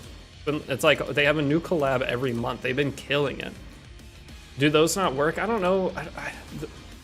I don't know how those collabs end up going. I don't think they're very successful. The only reason like Ninjas was so successful, or like the Ronda Rousey collab, because Ronda Rousey, the MMA, whatever fighter, UFC fighter, they did a collab with her, and they're just really good characters. So people want to start the game for those characters or get back into raid when you can just release any good character versus. Is your newbie guild still active? Actually, we need to. Are any of you guys on a new account that need a guild? I need to go log into that other account and get that guild open up all the spots, because I haven't, to be honest, I haven't logged into that account on Epic 7 in probably a week. It's been a while.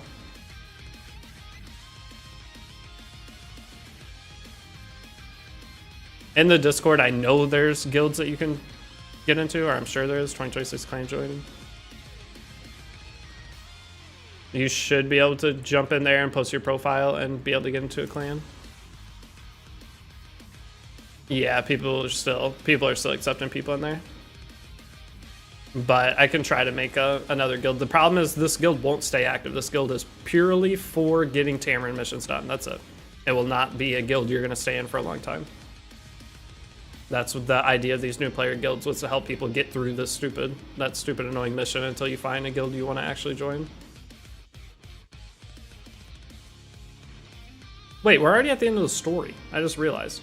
We're in the final chapter for part 1. Okay, we made way more progress than I thought. I was scared for a second that we didn't make it anywhere.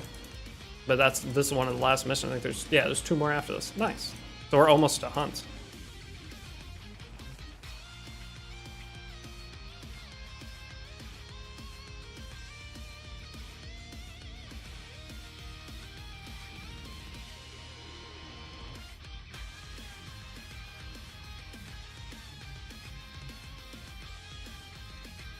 Alright, I do need to wrap up soon though. So I'll finish this chapter and then we'll wrap up. And then I'll have a ton of summons tonight, because we got to do our summons before the benefit thing goes away. Because the benefit thing ends.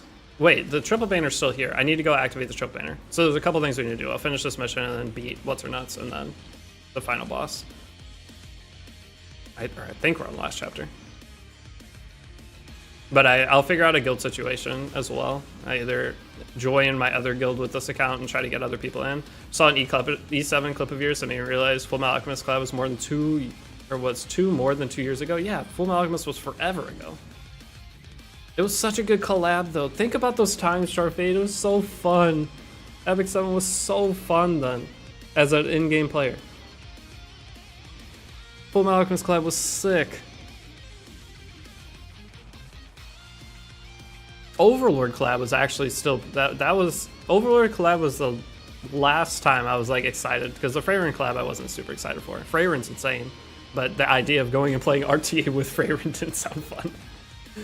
Where's the CZN content? Why are we on the 20th E7 account? I'm doing an E7 challenge just to have more stuff with stream, or just stuff to stream. But CZN content tonight. I will be back on CZN, probably with maintenance. Gonna be my guess.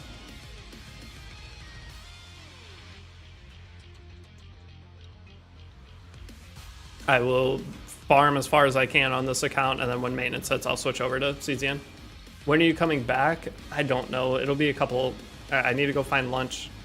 I'm debating on going hitting some golf balls just so I don't feel like shit. Just get some kind of activity today. So it would be like 4 or 5 hours is my guess, and then I'll stream for 4 or whatever until maintenance hits. Because maintenance is at I think 9 p.m. my time, so I'd have like 5 hours to grind.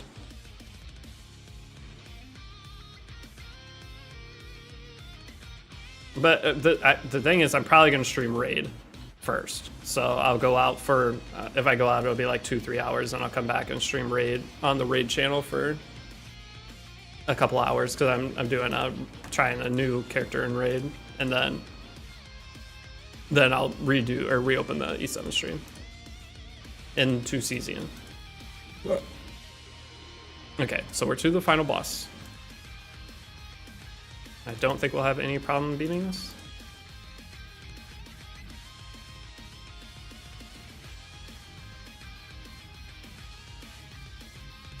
Lost my 50-50 on OG Arcanight's collab banner. Uh-oh. You did get Alice Alive wrecking up to this point. Gacha-wise, I started with Moto Immortal. It's more hard side hustle because I haven't been keeping my units fed. I got back into 7 Deadly Sins for dual Escor Merlin. Oh god, 7 Deadly. Are you gonna play Liquid, or are you gonna play the 7 Deadly Sins open world game? I think it's scheduled for March right now. More of a hard side. I'm hyped for F3. I've been saving powder for it, and got about 300 pools. Try and hunt for another. Does the artifact pity count for 3F artifact? Also, I want Ruiza because I'm that kind of dumb. What do you mean artifact pity count? So the thing with the artifact, you'll be able to buy the artifact with powder. You'll be able to buy 1 copy, guaranteed. In terms of artifact pity, I don't think artifact pity carries. Is there an artifact banner coming, is what you're saying? I guess there is. There's a limited artifact banner coming for. I don't think it carries over. It's just like regular Covenant banners where the pity ends whenever.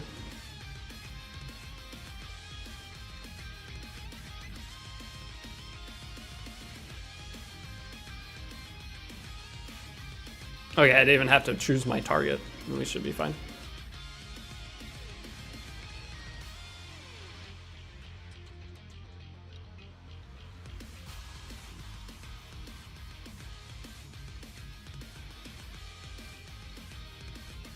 They have a new light pity system where the milestone gives guaranteed stuff. Oh, I think that resets for each. That'll reset for each different one that you do. Wish they would give more resources to get 1-year account on good gears for RTA faster. I mean, we're getting the guaranteed gear event, which is going to help. Otherwise, though, I'm curious what my gear will look like on this account to try to get an RTA. Because based off what my gear will look like here, I'll have a better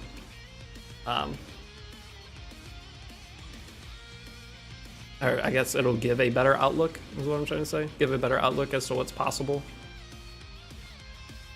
Okay, that was fine, easy. Let's get this.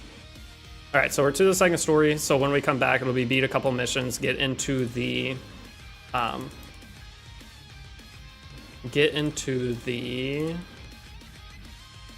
hunt section. I guess I could do my gold transmits. Should I save my gold transmits to do just one big batch, or I think I should save them actually. Okay, and then we have, so summon, we have the triple banner, right? Custom group, yeah, so I have to start the custom group banner. So with the custom group banner, I need to do, I'm going to pick Laya, Bland, and Renak. Okay. And then I am going to summon, I guess I'll do some summons now to end the stream. Might as well. Let me buy this. And we will do a ton of summons tonight. I'm going to try to get as many bookmarks as possible. So, Epic Pass. Wait, no, it's an event. Level up. Where is it at? Oh, at the top. Rank achievement. There's 40 more. Later you will do CZN? Yes, yeah. I'll play CZN probably whenever this Epic 7 goes into maintenance. Play my Raz mission stuff. Did I do all of it? Okay, so we got our 1,000 for the day. Good. And then next, summon. And custom group summon. Mystic Banner. Yeah, so this still has 7 days, so we'll probably end up with this area, and that's fine.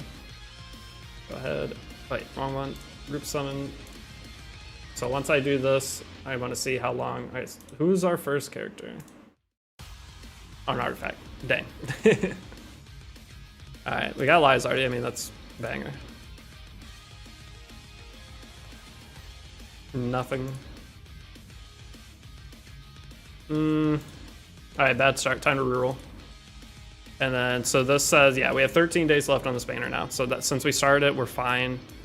And then now I will do my one Moonlight. Sick. The perfect gear making event coming to, yeah, the perfect gear event's gonna be big. Why is your custom summon still active? Your custom summon is all based around when you start it. So as you see, since I started today, I still have basically 14 days left on the banner. Custom banner is all about when you started the banner. And the problem with it though is I need to do as many summons as possible while we still have the summon payback event, because this is only here for 9 more hours. So I need to go in and any bookmark I can get today, slam in there. Okay, so I think I'm gonna wrap up here. That is the start of it. I'll be back live in a little bit. Let me go eat some lunch and do my day, basically. We'll grind tonight, play Chaos Zero Nightmare when maintenance starts, and yeah, thanks for hanging out. That's all I got. Oh, lastly, again, you guys know the deal. Anybody wants to help me out, I could use any raid downloads. If anybody's willing to download raid, whether it's on your phone, PC, both, even if you've downloaded before, I mean, it's going to help me out. It takes 12 seconds. It takes 2 minutes, but still, super fast thing. I need any help I can get right now. Thank you. I will see you guys all in a little bit. What's up?